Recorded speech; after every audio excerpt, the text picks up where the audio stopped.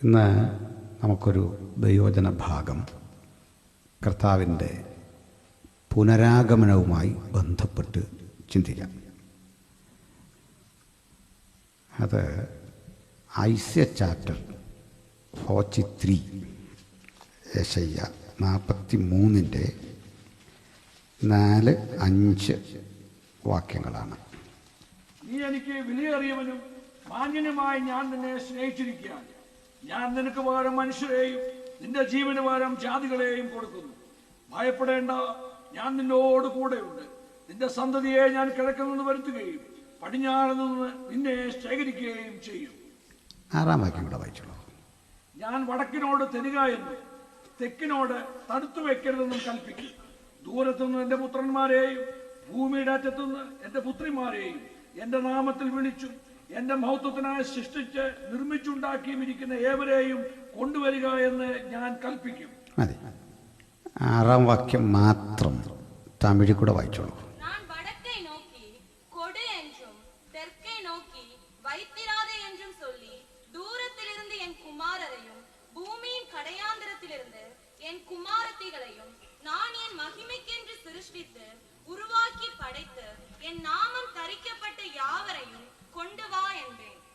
മതി. നല്ല ഒരു ആമുഖം പറഞ്ഞുകൊണ്ട് നമുക്ക് തുടങ്ങണം. നമ്മുടെ ഇന്ത്യയിൽ ബ്രിട്ടീഷുകാർ വരുന്ന കാലഘട്ടമൊക്കെ കഴിഞ്ഞ്, അല്ലെങ്കിൽ ഏതാണ്ട് 17-ാം നൂറ്റാണ്ടിലേക്കൊക്കെ അവരെത്തി. 16 ഒടുവിലെത്തി. 1854 ഇന്നത്തെ പാകിസ്ഥാൻ്റെ ഭാഗമായിട്ടുള്ള പഞ്ചാബിൽ നിന്ന്, അവരുടെ പഞ്ചാബ്, ഇന്ത്യയുടെ അല്ല, അവിടെ മുൾട്ടാൻ എന്നൊരു സ്ഥലത്ത്, ഈ മുൾട്ടാനിൽ നിന്ന് ലാഹോറിലേക്ക് ഒരു തീവണ്ടിപ്പാത, റെയിൽവേ പണിയാൻ തീരുമാനിച്ചു. പാലക്കൊണ്ട് നമ്മളൊക്കെ ഈ മണ്ണിലെഴുതിയൊക്കെ പഠിക്കുന്ന കാലത്ത്, അല്ലെങ്കിൽ ഓല, കേരളത്തിലൊക്കെ ഉണ്ട് ഓല കെട്ടി പഠിക്കുന്നൊരു പണി. തമിഴ്നാട്ടിലുണ്ടോ? ഒരു തലയെക്കെട്ടൊക്കെ കെട്ടിയൊരു ഓല. അത് പഠിച്ചവരായിരിക്കും മിക്കവാറും. ചിലരത് പഠിച്ചാലും പ്രായം അത്ര ആയില്ലെന്ന് സ്ഥാപിക്കാൻ വേണ്ടി മിണ്ടാതിരിക്കും. എനിക്കറിയാം. അപ്പോൾ ഇതൊക്കെ പഠിക്കുന്ന കാലത്ത് 1000 കൊല്ലങ്ങൾക്കൂടെ മുമ്പ് സാഹിബ് കേംബ്രിഡ്ജ് യൂണിവേഴ്സിറ്റി സ്ഥാപിച്ച അവിടെ, കൊളംബിയയും കേംബ്രിഡ്ജും ഓക്സ്ഫോർഡും ഒക്കെ നമ്മളെക്കാൾ 1000 ആണ്ട് മുമ്പ് അവിടെ ആരംഭിച്ചു. നമുക്ക് കാളവണ്ടി ഉണ്ടാകുമ്പോൾ അവൻ ഭൂഗർഭ റെയിൽവേ ഉണ്ടാക്കി. നമ്മൾ വള്ളം തുഴയുമ്പോൾ സ്റ്റീമർ വെച്ച കപ്പലുകൾ ഓടിച്ചു. ബൈബിളിൽ തന്നെ ഉണ്ട് 250 പേര് പോയ കപ്പലിനെ പറ്റി സെയിൻറ്റ് പോൾ പറയുന്നുണ്ടല്ലേ. മനസ്സിലാവുന്നുണ്ടോ? അപ്പോൾ ആ സമയത്ത് ചില ഭംഗിയുള്ള ചുടുകട്ട ബ്രിക്സ്, ഇഷ്ടിക കണ്ടു. ഒരു 3 ഇഞ്ച് കനമുണ്ട്, 12 ഇഞ്ച് വീതിയുണ്ട്, 20 ഇഞ്ച് നീളമുണ്ട്. ഇത്രയുള്ള കട്ടകൾ, ഇഷ്ടികകൾ കണ്ടു. ഇഷ്ടിക കണ്ടു എന്ന് മാത്രമല്ല, ഇത് വൻതോതിൽ കിട്ടി. നമ്മൾ പറഞ്ഞാൽ ഏതാണ്ട് 194 കിലോമീറ്റേഴ്സ് റെയിൽവേ പണിയാൻ വേണ്ട അടിത്തറയിടാൻ ഉള്ള കട്ട കിട്ടി. എന്നാലോചിച്ച് നോക്കിയേ. ഈ കട്ടകളൊക്കെ നല്ല ഉടവ് തട്ടാത്തതും നല്ല സോളിഡാണ്. കരാറുകാരന് വലിയ ലാഭമായി ഈ പണി. എൻ്റെ പുള്ളി കൂടുതലൊന്നും അതേപ്പറ്റി പഠിച്ചില്ല. 1921 നമ്മുടെ നാട്ടിലൊക്കെ ഇംഗ്ലണ്ടിൽ നിന്നൊരു ആർക്കിയോളജിസ്റ്റ് എത്തി. മറ്റു ജോലിക്ക് വേണ്ടിയിട്ട് എത്തിയാണ്. സൺ ജോൺ മാർഷൽ എന്നാണ് പേര്. ഈ മാർഷൽ വന്നിട്ട് ഈ സ്ഥലത്തെ പറ്റി പഠിച്ചു. അതുവരെ ലോകം മനസ്സിലാക്കിയിരുന്നത് സിവിലൈസ്ഡ് പീപ്പിൾസ് ഉണ്ടായിരുന്ന സ്ഥലം മെസപ്പൊട്ടേമിയ. ഏതാണ്ട് നമ്മുടെ ഇറാഖും ഇറാനും ഇസ്രയേലുമൊക്കെ ഉൾക്കൊള്ളുന്ന ഭൂപ്രദേശമാണ് മൊത്തത്തിൽ മെസപ്പൊട്ടേമിയ. മറ്റൊന്ന് നമ്മുടെ അടുത്തുള്ള ഈജിപ്റ്റാണ്. ഈജിപ്റ്റ് ഇങ്ങനെ കാണിച്ചാൽ മതിയല്ലോ, തെറ്റിപ്പോയാൽ ഞങ്ങൾ തിരുത്തിയാൽ മതി, ഒരു കൈ അങ്ങോട്ട് പോയെന്നുള്ളൂ. ഈജിപ്റ്റ്. ഇനി മറ്റൊന്ന് ചൈനയാണ്. പക്ഷെ അല്പം കഴിഞ്ഞ് ഈ പഠനം നടത്തിയപ്പോഴാണ് നാം ആരാണ് എന്നതിനെപ്പറ്റി വലിയ ഒരു പഠനത്തിൻ്റെ റിസൾട്ട് പുറത്തു വന്നു. ഒരു ജനതയെപ്പറ്റി പഠിക്കാൻ ഏറ്റവും പ്രധാനം അവരുടെ ഈ ശവകുടീരങ്ങൾ, സെമിട്രി പഠിക്കുക എന്നുള്ളതാണ്. കൾച്ചർ അവിടെ കുറേ കിട്ടും. അങ്ങനെ ചെന്നപ്പോൾ നമ്മുടെ ഒരു സ്ഥലത്തിൻ്റെ പേര് തന്നെ ശവങ്ങളുടെ കുന്നെന്നായിരുന്നു നാട്ടിൽ. അതിന് നമ്മൾ പറയുന്നതാണ് മോഹൻജദാരോ. ഹരപ്പ അടുത്തുള്ള സ്ഥലമാണ്. ഇതിൻ്റെ അരികിലൂടെ ഒരു നദി. ആ നദിയാണ് നമ്മളറിയുന്ന സിന്ധു. അങ്ങനെയാണ് നമുക്കൊരു കൾച്ചറുണ്ട്, ഇൻഡസ് വാലി. ഇൻഡസ് വാലിയിൽ നിന്ന് കിട്ടിയ ഈ റൂയിൻസ് അവശിഷ്ടങ്ങൾ പഠനം നടത്തി. അത് പഠനം നടത്തിയപ്പോൾ ഇന്ന് നമ്മുടെ രാജ്യം ഭരിക്കുന്ന ഭരണകൂടത്തെ അമ്പരപ്പിക്കുന്ന റിസൾട്ടാണ്. എന്തൊക്കെയാണെന്ന് അറിയണ്ടേ? ഒന്ന്, ഇവിടുന്ന് കുതിര എന്ന ഒരു ജീവിയെപ്പറ്റിയുള്ള ഇൻഫർമേഷൻസ് ഇല്ല. കുട്ടികൾക്ക് പരീക്ഷ എഴുതുമ്പോൾ പറയാം, ഇൻഡസ് വാലിയിൽ പരാമർശിക്കാതെ പോയ, അല്ലെ അവിടുന്ന് കണ്ടു കിട്ടാത്ത ജീവി. കാളയൊക്കെ കിട്ടി, കാളയുടെയൊക്കെ ഫോസിൽസും ഒക്കെ കിട്ടി. കുതിരയില്ല. അവരുപയോഗിച്ച നാണയങ്ങൾ, അവരുടെ ശവസംസ്കാര രീതികൾ, ഇതൊക്കെ കിട്ടി. നന്നങ്ങാടികൾ എന്നറിയപ്പെടുന്ന വലിയ മൺകുടത്തിലാണ് മനുഷ്യനെ അടക്കുന്നത്, മൺഭരണി. ഈ കൂടെ ഇവർ ചില ശിലകളിൽ, കല്ലുകളിൽ കൊത്തിവെച്ചിരിക്കുന്ന അക്ഷരങ്ങൾ കണ്ടു. ഈ അക്ഷരം ഇനിയും വായിച്ചെടുക്കാൻ കഴിഞ്ഞില്ല. പക്ഷെങ്കിൽ ആ അക്ഷരത്തിൻ്റെ ഒരു പ്രത്യേകത, അതിന് ഹിന്ദിയോട് സാമ്യമില്ല. ഹിന്ദി തന്നെയാണ് സംസ്കൃതത്തിൻ്റെ ലെറ്റേഴ്സ്. ദേവനാഗരി എന്ന് പറയും, ബന്ധമില്ല. അപ്പം 2 പോയിന്റ് ഞാൻ പറഞ്ഞു. ഒന്ന് ഹിന്ദി അല്ലെങ്കിൽ സാംസ്കൃറ്റ്, ഒന്നും അവിടെ ഇല്ല. കുതിരയും ഇല്ല. അതിനി അവിടെ കിടക്കട്ടെ. ഇനി നേരെ നമുക്ക് തമിഴ്നാട്ടിലേക്ക് പോകണം. വൈഗാ നദിയുടെ തീരത്ത് കീഴടി എന്നൊരു സ്ഥലമുണ്ട്, ശിവഗംഗ ജില്ലയിൽ. മധുരയിൽ നിന്നും പോകാം, മധുരയ്ക്കടുത്ത 6 കിലോമീറ്റർ. അവിടെ ഒരു വലിയ തെങ്ങിൻ തോപ്പ്. ആ തെങ്ങിൻ തോപ്പിലൊരു കള്ളൻ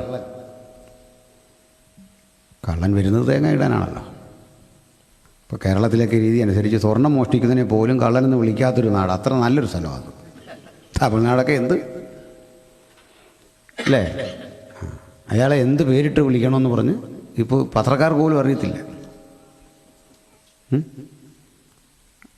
ഞാനൊരിക്കലും എൻ്റെ മൂത്ത മോള്, 2ാമത്തെ മോള് പ്രസവിച്ച് കിടക്കുന്ന സമയം, വൈഫ് ഹോസ്പിറ്റലിലാണ്. ഞാനും മൂത്ത മോളും തന്നെ. ഇതിനെ ഉറക്കാനൊക്കെ വലിയ പാട്. ക്രിസ്മസ് സമയത്ത് കണ്ണു തുറന്ന് നോക്കുമ്പോൾ ഈ ക്രിസ്മസുകാർ വന്നിട്ടൊരു പാട്ടാണ്. എന്ത് ഞാൻ വിളിക്കും നിന്നെ, എന്ത് ഞാൻ വിളിക്കും, ഉണ്ണി എന്നോ ഉണ്ണി യേശു എന്നോ. ഈ കൊച്ചു കിടന്ന് കരയുവേ. ഞാൻ പറഞ്ഞു, ഒന്നും വിളിക്കണ്ട, കാശ് തന്നേക്കാം, ഒന്ന് പോയി തരാൻ എന്ന് പറഞ്ഞാലേ ഈ സ്വർണ്ണം അടിച്ച് മാറ്റിയവനെ എന്ത് വിളിക്കുന്നൊന്നും ഒരു പിടി ഇപ്പോഴും ഇല്ല. അതും എന്നോടൊരാൾ ചോദിച്ചു, എന്തിനാ ഈ സ്വർണത്തിൻ്റെ കാര്യമൊക്കെ പോസ്റ്റ് ഇട്ടേ? ഞാൻ പറഞ്ഞത്, നമ്മുടെ നാട്ടിൽ നിന്ന് തട്ടിച്ച് വിജയ് മല്യ പോയി വിദേശത്ത് താമസിക്കുക, കോടികൾ അല്ലേ? ആ വിജയ് മല്യയുടെ കടം നിങ്ങൾ ഈ മണലാരണ്യത്തിൽ കിടന്ന് അധ്വാനിച്ച് വീട്ടിക്കൊണ്ടിരിക്കുക, നിങ്ങളും ഞാനും, GST വഴി. അയാൾ കൊടുത്തായി 30 കിലോ. അപ്പോൾ പിന്നെ പറയാതിരിക്കുമോ ഞാൻ? മനസ്സിലായോ? നിങ്ങൾ കിടന്ന് അധ്വാനിക്കുക. വിജയമല്യയുടെ കടം, റോട്ടോമാക്കിൻ്റെ കടമൊക്കെ വീട് നമ്മളിവിടെ കിടന്നു. GST PST എന്നൊക്കെ പറഞ്ഞല്ലേ? അവിടെ അപ്പോഴേ ഈ കള്ളനെ ആളുകൾ ഓടിച്ചു. അവനോട് എത്തുന്നൊരു കുഴിയിൽ ഇങ്ങനെ ഇരുന്നു. പിന്നാലെ ചെന്നപ്പോൾ ഇവനെ കാണുന്നില്ല. അവനെങ്കിലും പോയി കാണും. അപ്പോൾ ഈ കൂടെ ഓടിയൊരു ചങ്ങാതി ഒരു കുഴി കണ്ടു. അപ്പോൾ കുഴിയിൽ ഇവൻ ഉണ്ടാകുമെന്ന് കരുതി അങ്ങോട്ട് നോക്കി. പതുക്കെ ഇറങ്ങിയപ്പോൾ ഇതൊരു പടിക്കെട്ടാണ്. പിന്നെ കാണുന്നത് ഈ തെങ്ങിൻ തോപ്പിൻ്റെ അടിയിലൊരു വലിയ കൊട്ടാരം അല്ലേ, അങ്ങ് കിടക്കുകയാണ്. ഇവിടെ എല്ലാം ഇറങ്ങി പരിശോധിച്ചപ്പോഴാണ് അവിടെയും ഒരു സിവിലൈസേഷൻ, ഒരു നാഗരികത ഉണ്ടായിരുന്നു. വൈഗാനദിയുടെ തീരത്ത് ഈ പറഞ്ഞ അതേ തരം കട്ടകൾ. നമ്മൾ സംസ്കൃതവും ഹിന്ദി അവിടെ കണ്ടില്ല, പക്ഷേ പൗരാണിക തമിഴിനോട് സാമ്യമുള്ള അക്ഷരങ്ങൾ അങ്ങ് ഇൻഡസ് കണ്ട്, സെയിം ലെറ്റേഴ്സ് ഇവിടെയും കണ്ടു. സ്റ്റാലിൻ ചെയ്തത്, ഇത് വായിക്കുന്ന ആളുകൾക്ക് കോടിക്കണക്കിന് ഇന്ത്യൻ റുപ്പി ഇനാം പ്രഖ്യാപിച്ചു. വായിക്കുന്നവർക്ക് പാരിതോഷികം. മനസ്സിലായോ? ഭാഷാപരമുള്ള ആരെങ്കിലും ഉണ്ടെങ്കിൽ ഈ സാഹചര്യം പ്രയോജനപ്പെടുത്തിക്കോണം. ഭാഷാപരമൊന്നും പിടികിട്ടിയല്ലോ അല്ലേ? വ്യാഖ്യാന പരമുള്ളവരുണ്ടെങ്കിൽ ഇവിടെ നിൽക്കേണ്ട കാര്യമൊന്നുമില്ല, തമിഴ്നാട്ടിൽ പോയിക്കോണം, അത് വായിച്ച് കാശുണ്ടാക്കിക്കോണം. ഇപ്പം ഇത്ര എന്തിനാ പറഞ്ഞെന്നറിയണ്ടേ? ഇൻഡസാലി കിട്ടിയതും തമിഴാണ്, ഇവിടെ കിട്ടിയതും തമിഴാണ്. തമിഴല്ല, തമിഴ്, മലയാളം, കന്നഡ, തുളു ഇങ്ങനെയൊക്കെയുള്ള ദ്രവീഡിയൻ ഭാഷകളുടെ ഒരു പൂർവ്വ ഭാഷ അതാ കിട്ടിയത്. അപ്പം നമ്മളാണ് തനി ഇന്ത്യക്കാരെന്നായി പറഞ്ഞത്. തമിഴും മലയാളവും രണ്ടല്ല. കാരണം ഈ തമിഴിൻ്റെ ഒരു കുഞ്ഞാണ് മലയാളം. ഭാഷക്കറിയായിരുന്നു അത്. തമിഴിൻ്റെ ഒരു ചെറിയ കുഞ്ഞ്. പിന്നെ എനിക്ക് തമിഴ് കേട്ടാൽ മനസ്സിലാവും. അത്യാവശ്യം ട്രാൻസ്ലേറ്റ് ചെയ്യാം, പക്ഷെ തമിഴ് കിട്ടത്തില്ല പറയാൻ. കാരണം ഈ മലയാളം ഇങ്ങനെ പ്രസംഗിച്ച് അതാ കാര്യം. പഠിച്ചത് കോയമ്പത്തൂരാണ്, പക്ഷെ അവിടെ തമിഴ് കുറവാണ് ആ പർട്ടിക്കുലർ പ്ലേസിൽ. അതുകൊണ്ട് അറിയാം അത്യാവശ്യം. നിങ്ങൾ എഴുതിയതൊക്കെ എനിക്ക് മനസ്സിലായി എന്താണെന്നൊക്കെ. അപ്പോൾ അതുകൊണ്ട് നിങ്ങൾക്ക് ട്രാൻസ്ലേഷൻ വേണം. അല്പം കഴിയുമ്പോൾ എൻ്റെ മലയാളത്തിൻ്റെ രീതി മാറും. അതാ ഫോമിലായി കഴിയുമ്പം നാട്ടിലൊക്കെ പ്രസംഗിക്കുന്ന ഒരു ശൈലി വരും. അതാ ഓക്കെ, കുഴപ്പമില്ല. അപ്പോൾ പറഞ്ഞാൽ മതി, മനസ്സിലാവുന്നില്ല. എനിവേ, ഈ തമിഴ് സാഹിത്യം വളരെ റിച്ചാണ്, വളരെ ഭംഗിയാണ്. ഞാൻ തമിഴ് പ്രസംഗം കേൾക്കാറുണ്ട്. അത് പൊളിറ്റീഷ്യൻസിൻ്റെ ആ കൂടുതലും. കരുണാനിധി ആണ് ഞാൻ വളരെ ബഹുമാനിക്കുന്നൊരു പ്രീച്ചർ. അപാരമായ ജ്ഞാനമാണ്, വലിയ. രണ്ട് ലോജിക്കലി മറുപടി പറയുന്ന, ഞങ്ങളിങ്ങനെ ഈ ഫീൽഡിലൊക്കെ ആയതുകൊണ്ട് അത് ശ്രദ്ധിക്കും. കരുണാനിധിയുടെ മറുപടി ഭയങ്കര രസകരമാണ്. അദ്ദേഹം 3 കല്യാണം കണ്ടു കഴിച്ചു അല്ലേ? കരുണാനിധി അല്ലേ? അപ്പോൾ ഈ കനിമൊഴി എന്ന് പറയുന്നൊരു മോളുണ്ടല്ലോ, ഇത് പാർലമെൻറ്റിൽ ചർച്ച വന്നപ്പോൾ അവരുടെ അമ്മയുടെ പേരെന്തായിരുന്നു? ജാനിയോ? രാജാത്തി. Who is Rajathi? ഭയങ്കര ചോദ്യമാണ്. പുള്ളിയെ കുരുക്കാൻ വേണ്ടി. വൈഫാന്ന് പറയാൻ പറ്റില്ല, ആകെ പ്രശ്നം. അപ്പോൾ പുള്ളി പറഞ്ഞു, എൻ്റെ മകൾ കനിമൊഴിയുടെ അമ്മ.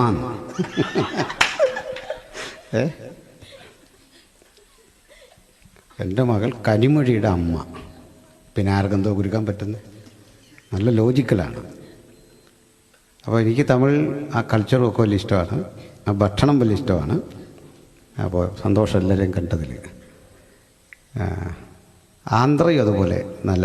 കർണാടക അത്ര എനിക്ക് അങ്ങോട്ടൊരു ബന്ധം വന്നിട്ടില്ല. പോയിട്ടുണ്ട്, പക്ഷേ മലയാളത്തോട് നല്ല സാമ്യമുണ്ട്. തെലുങ്കിന് ചെറിയ വ്യത്യാസം. എനിവേ, മലയാളവും നമുക്ക് തമിഴും എല്ലാം ഏതാണ്ട് സിമിലറാണ്. ചില വ്യത്യാസം ഇതിലുണ്ട്.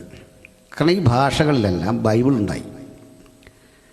തമിഴിലാണ് ആദ്യം ഉണ്ടാകുന്നത്, പിന്നെയാണ് 1817 മലയാളത്തിലൊരു ബൈബിൾ ഉണ്ടാകുന്നത്. അപ്പോൾ ഞാനൊരു മുഖവിഴ അങ്ങനെ പറഞ്ഞതേ ഉള്ളൂ. അതിനകത്ത് ഇനി എന്തെങ്കിലും മനസ്സിലാകാഴിക മലയാളത്തിൽ വന്നാൽ ഒന്ന് പറഞ്ഞാൽ നമുക്ക് എന്തെങ്കിലും ഭേദം ചെയ്യാം. എനിവേ, നമ്മൾ നല്ലൊരു വചനമാണ് വായിച്ചത്. തമിഴിലും എല്ലാം ഞാൻ അതിനെ ശ്രദ്ധിച്ച് വ്യത്യാസം ഉണ്ടാകുന്നു. ഇവിടെ പറഞ്ഞത്, ഞാൻ നിൻ്റെ സന്തതിയെ ഞാൻ തരികയെന്ന് ഞാൻ പടിഞ്ഞാറ് 5-ാം വാക്യത്തിൽ, ഭയപ്പെടേണ്ട, ഞാൻ നിന്നോട് കൂടെയുണ്ട്. ഞാൻ നിൻ്റെ സന്തതിയെ കിഴക്ക് നിന്ന് വരുത്തും, പടിഞ്ഞാറ് നിന്ന് ശേഖരിക്കും. ഞാൻ വടക്കിനോട് പറയും തരിക, തെക്കിനോട് പറയും തടുത്ത് നിർത്തരുത്, വെക്കരുത്. ഇത് കേട്ടിട്ടുണ്ടാവും ഈ വാക്യം. ഇതുകൊള്ളും ഈ പ്രവാചകന്മാർ പറഞ്ഞാൽ ഞാനും കേട്ടിട്ടുള്ളത് ഈ വാക്യം. അപ്പോൾ ഇതെല്ലാം നമുക്ക് പണവുമായി ബന്ധപ്പെട്ടാണ് കേട്ടേക്കുന്നത്. കിഴക്കുനിന്നും പടിഞ്ഞാറുനിന്നും എല്ലാം നമുക്ക് കാശ് കിട്ടുമെന്നായി കേട്ടേക്കുന്നത് അല്ലേ. നമ്മുടെ നന്മയെല്ലാം കിഴക്ക് തടുത്ത് വെച്ചിരിക്കുന്നു, പടിഞ്ഞാറ് വെച്ചിരിക്കുന്നു, ഇതെല്ലാം ഇനി വരും. ഇതാണ് കേട്ടിരിക്കുന്നത് അല്ലേ. ചില വാക്യങ്ങളിലൊക്കെ നമുക്ക് ഭൗതിക അനുഗ്രഹം തോന്നുമെങ്കിലും ഇത് ഭൗതിക അനുഗ്രഹമായിട്ട് ഒരു ബന്ധമില്ല ഈ വാക്യത്തിൽ. ഇപ്പം ഈ പശ്ചാത്തലം നമുക്കൊന്ന് ഗ്രഹിച്ചു പോകണം. ഇതൊരു പ്രവചന ഭാഗമാണ്. അതിലേക്കാണ് നമ്മൾ പോകുന്നത്. നമ്മുടെ കർത്താവായ യേശുക്രിസ്തു ഈ യഹൂദയിലാണ് ജനിക്കുന്നത്. യഹൂദയിലെ ബേത്ലഹേമിൽ ജനിച്ച് നസ്രത്തിൽ വളർന്ന് ഗലീലിലെങ്ങും പ്രവർത്തന മേഖലയാക്കി 33.5 കൊല്ലം നമുക്കൊപ്പം.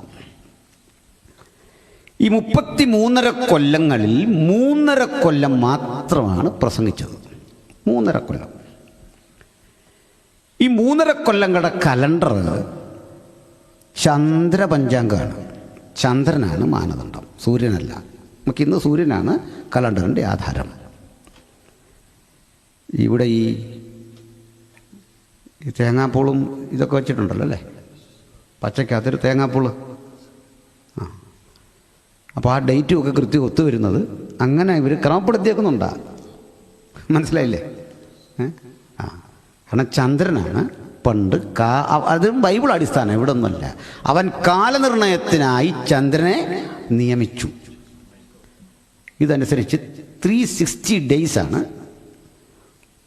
ഒരു വർഷം. 360 ഡിഗ്രിയിലാണ് ഒരു റൗണ്ടൊക്കെ വരുന്നത്.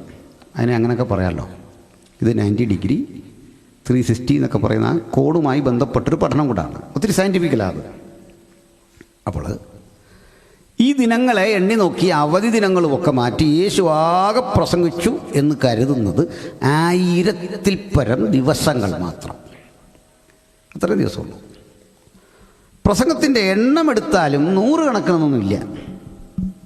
അത്ര ഒന്നുമില്ല, വേണേ കൂട്ടാം. അപ്പോൾ യേശു പ്രസംഗിച്ച ഭാഷ അരമായിക്കാണ്. അരമായിക്കെന്നോ പറയാവുന്നൊരു ഭാഷ. യേശുവിൻ്റെ കേൾവിക്കാരാകട്ടെ ജൂതന്മാരിലെ ഒരു സമൂഹം. കുറച്ചു മാത്രം പ്രസംഗിച്ചു, കുറച്ച് നാൾ മാത്രം പ്രസംഗിച്ചു, ചെറിയൊരു സമൂഹത്തോട് പ്രസംഗിച്ചു.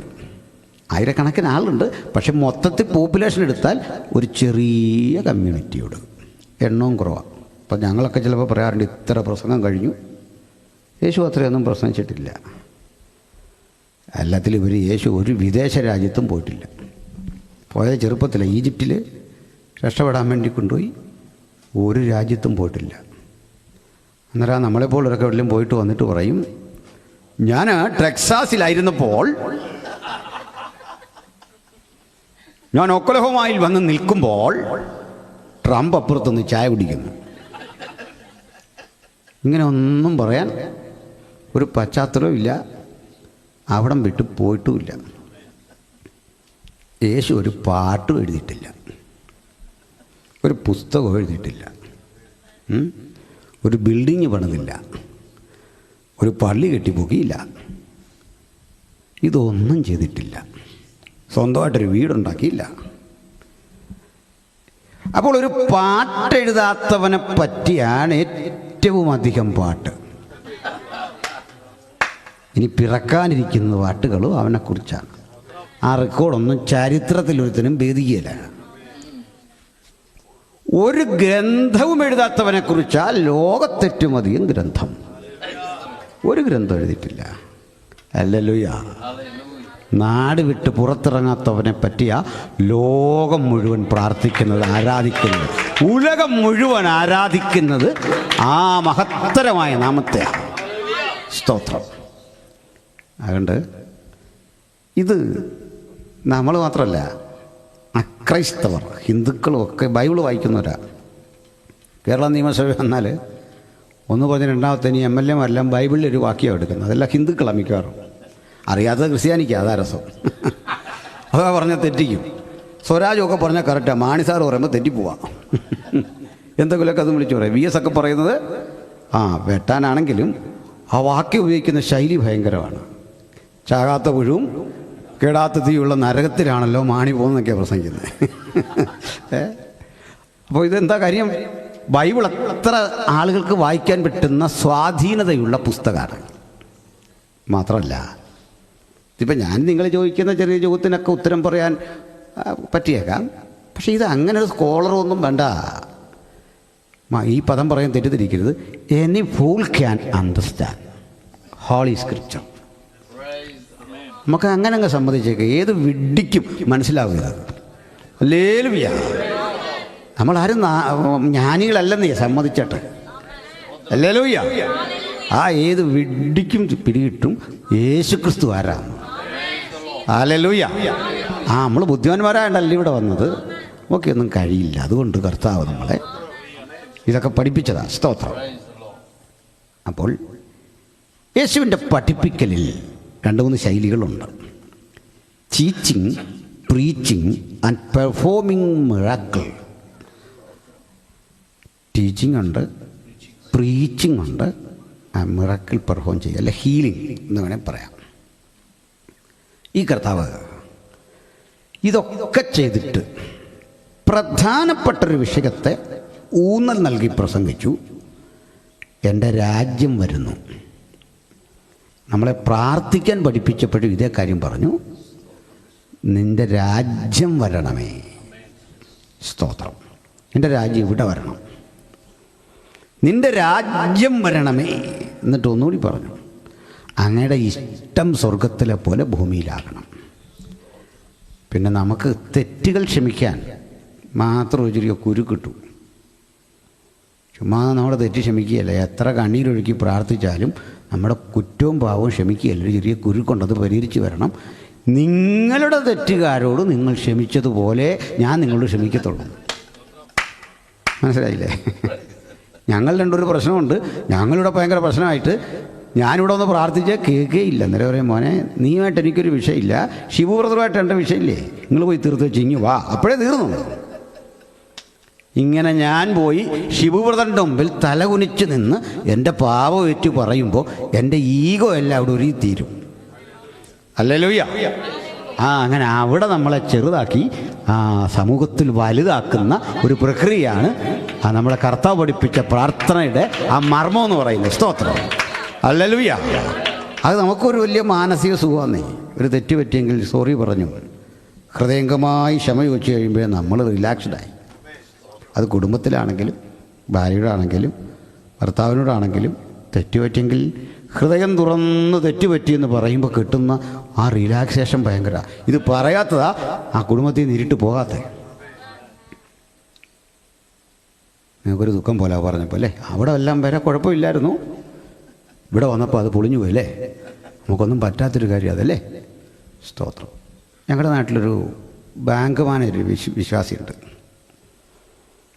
ഞാനവരുടെ വീട്ടിലേക്ക് ഒരു ദിവസം ചെല്ലുമ്പോൾ ഈ സാറും ഭാര്യയുടെ ഭയങ്കര അത്യാവശ്യം കുടുംബത്തിലെ വഴക്കാണ്. ഒക്കെ വീട്ടിലെ ചെറിയ കാര്യങ്ങളൊക്കെ അല്ലേ.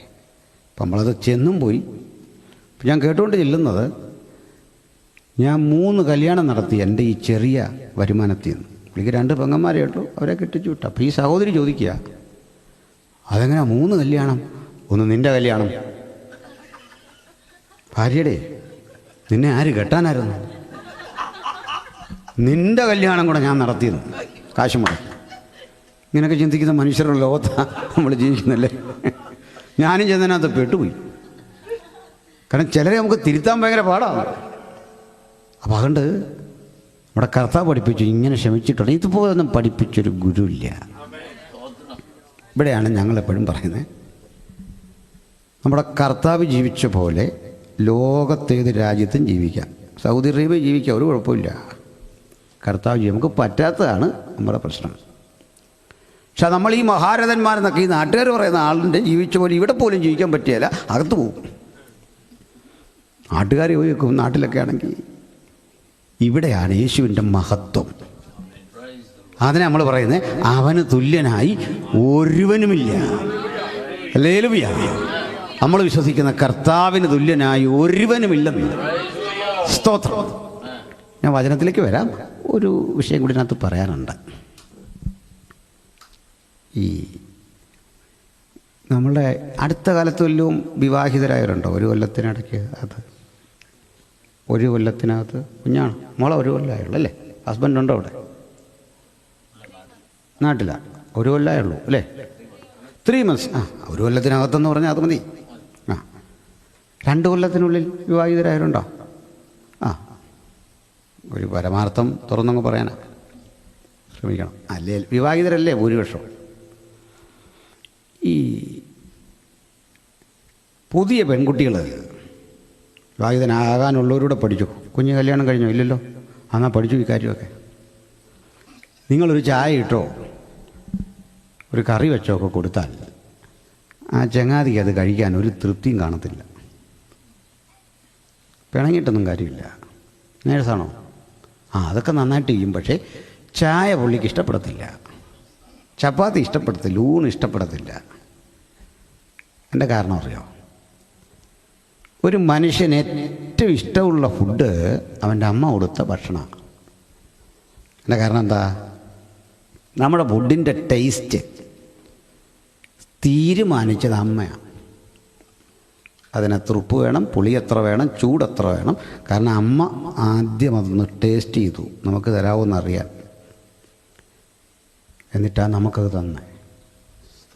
ഇപ്പോൾ പിന്നെ അമ്മമാർ അവർ കഴിച്ചിട്ട് കൊച്ചിന് ടേസ്റ്റ് ചെയ്യാൻ കൊടുക്കുക. അങ്ങനെയുള്ള അമ്മമാരും ഉണ്ട്. മൊത്തം ചില അമ്മമാർ കൊടുക്കുന്ന കണ്ടു കഴിഞ്ഞിട്ട് ലാസ്റ്റ് പറയുക ഇതെല്ലാം ഇവർ തന്നെ കഴിച്ചിട്ട് ഈ കുഞ്ഞിനിങ്ങനെ ഒന്ന് ടേസ്റ്റ് ചെയ്യാൻ കൊടുക്കും. പഴയ അമ്മമാരങ്ങനാണോ? അല്ല.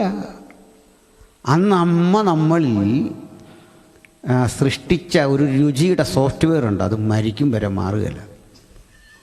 ശരിയല്ലേ? അതാ സത്യം. കുടുംബമായിട്ട് വന്നിട്ടുണ്ടോ? എന്നാൽ മൂളുന്ന സൂക്ഷിച്ചു മതി. ശരിയല്ലേ എന്നൊക്കെ. എൻ്റെ പൊന്നച്ചാ, ഞാനിവിടെ മറ്റു പ്രശ്നമൊന്നുമില്ല, ഇങ്ങനൊരു പ്രശ്നം ഉണ്ടായിട്ട് അല്ലേ? അതേന്നൊക്കെ പറയാം, വെള്ളോട്ട് ഇല്ലുമ്പോൾ അറിയാം എൻ്റെ. അപ്പോൾ പറഞ്ഞത്, എങ്കിലും ഈ 3-4 കുട്ടികളൊക്കെ അല്ലേ, ഞങ്ങൾ 5 പേരാണ്. ഇപ്പം ഈ ഇളയ ആമ്പിള്ളേർക്കൊക്കെ ഭയങ്കര ദുശാഠ്യമാണ്. അമ്മ ഒത്തിരി അങ്ങ് മടുത്തു പോകും. അപ്പം നമ്മളുമൊക്കെ പ്രായമാകുമ്പോഴേ അമ്മ അനുഭവിച്ച ത്യാഗമൊക്കെ മനസ്സിലാവുന്നല്ലേ. നമ്മൾ എന്തെല്ലാം അമ്മയെ ശല്യം ചെയ്തെന്നൊക്കെ പിന്നെ മനസ്സിലാവുന്നത്. അപ്പോൾ ഈ പെൺകുട്ടി നമുക്ക് ഭക്ഷണം തന്നു, ചായ തന്നു. ഇതൊക്കെ തരുമ്പോൾ നമ്മളൊന്ന് നോക്കും കഴിക്കാൻ പറ്റുമോന്ന്. പറ്റില്ലെങ്കിലും കഴിച്ചു പോകും. അപ്പം അമ്മയും പെങ്ങന്മാരും ഒക്കെ നോക്കി നിൽക്കുക. ഇവിടെ അമ്മ ഇങ്ങനെ വിരട്ടി ജീവിതം നയിച്ചു വന്നവൻ്റെ അനുസരണയോടിരുന്ന് കഴിക്കുന്നു. ഇത് ട്രെയിൻ ചായ ആയി തന്നേക്കുന്നത്. മനസ്സിലായില്ലേ? മദ്രാസ് മെയിലിൽ നിന്ന് കിട്ടുന്ന ചായയാണ് ഈ കൊച്ചെടുത്ത് തന്നേക്കുന്നത്. ചായ പോലൊരു സാധനം ഇങ്ങനെ കുടിക്കുക. എന്തൊരു ത്യാഗം!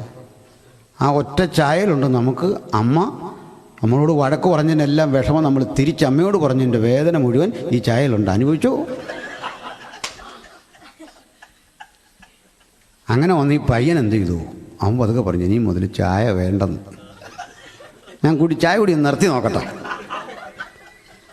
ഓരോ സാധനം ബീഫ് വരുമ്പം മത്സ്യം വരുമ്പോഴൊക്കെ പറയും വേണ്ട, ഇത്ര മതി. അപ്പോൾ ഇവൾ വൃത്തം വേണ്ടാഞ്ഞിട്ടായിരിക്കും. കുറേ കഴിഞ്ഞു ഇപ്പം നാട്ടിലൊക്കെ ആണെങ്കിൽ ഇതൊന്നും മാറാനൊരു വഴിയുണ്ട്. അല്പം നല്ല ഭക്ഷണം വേണമെങ്കിൽ മാസയോഗത്തിനൊക്കെ പോയാൽ മതി.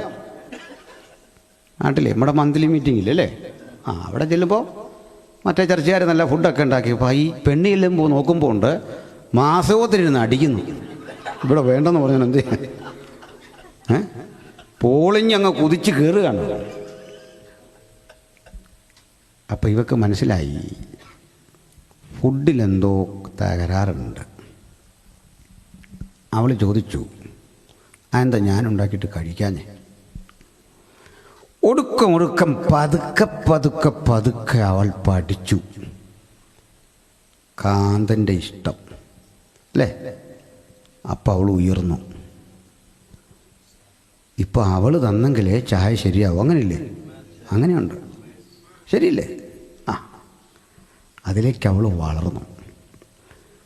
അങ്ങനെ കുറേ കഴിയുമ്പോൾ അവളും അമ്മയ്ക്കൊപ്പം തന്നെ എത്തും. അങ്ങനെയാ ദൈവം കൊടുത്തൊരു ഗിഫ്റ്റാണ് നിങ്ങൾക്ക്.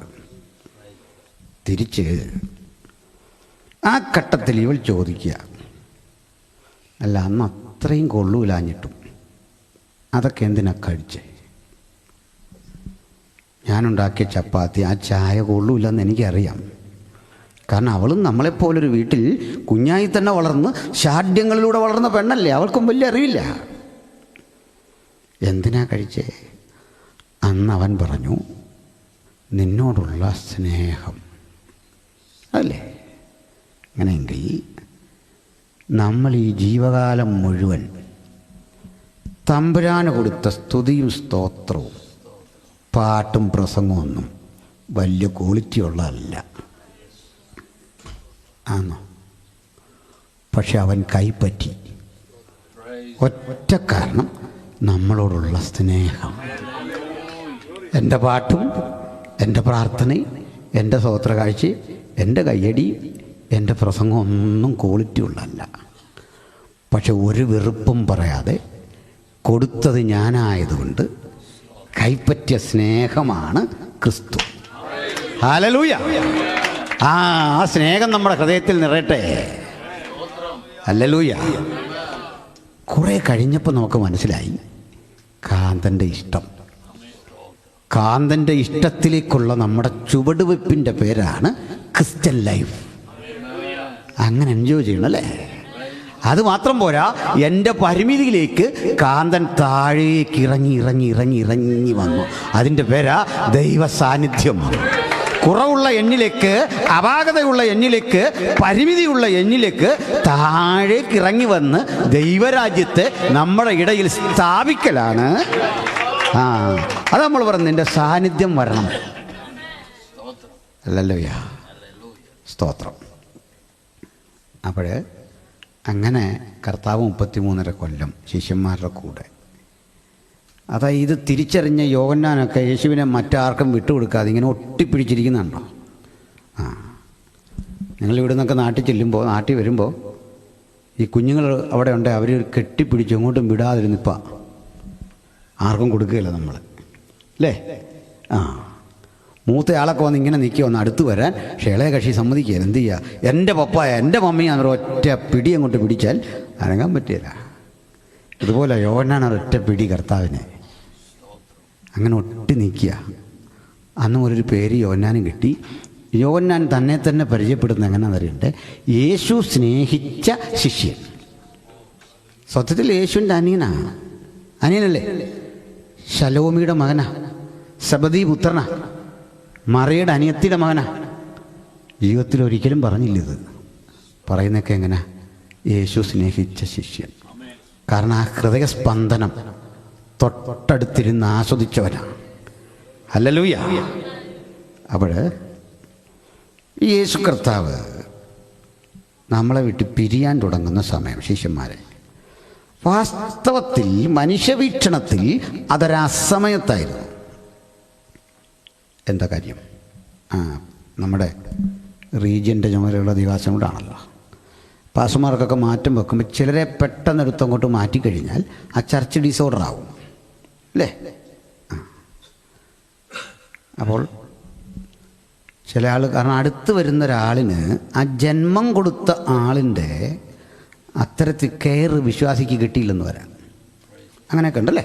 അതൊരു വസ്തുതയാണ്, പറയാതിരിക്കാൻ തരമില്ല.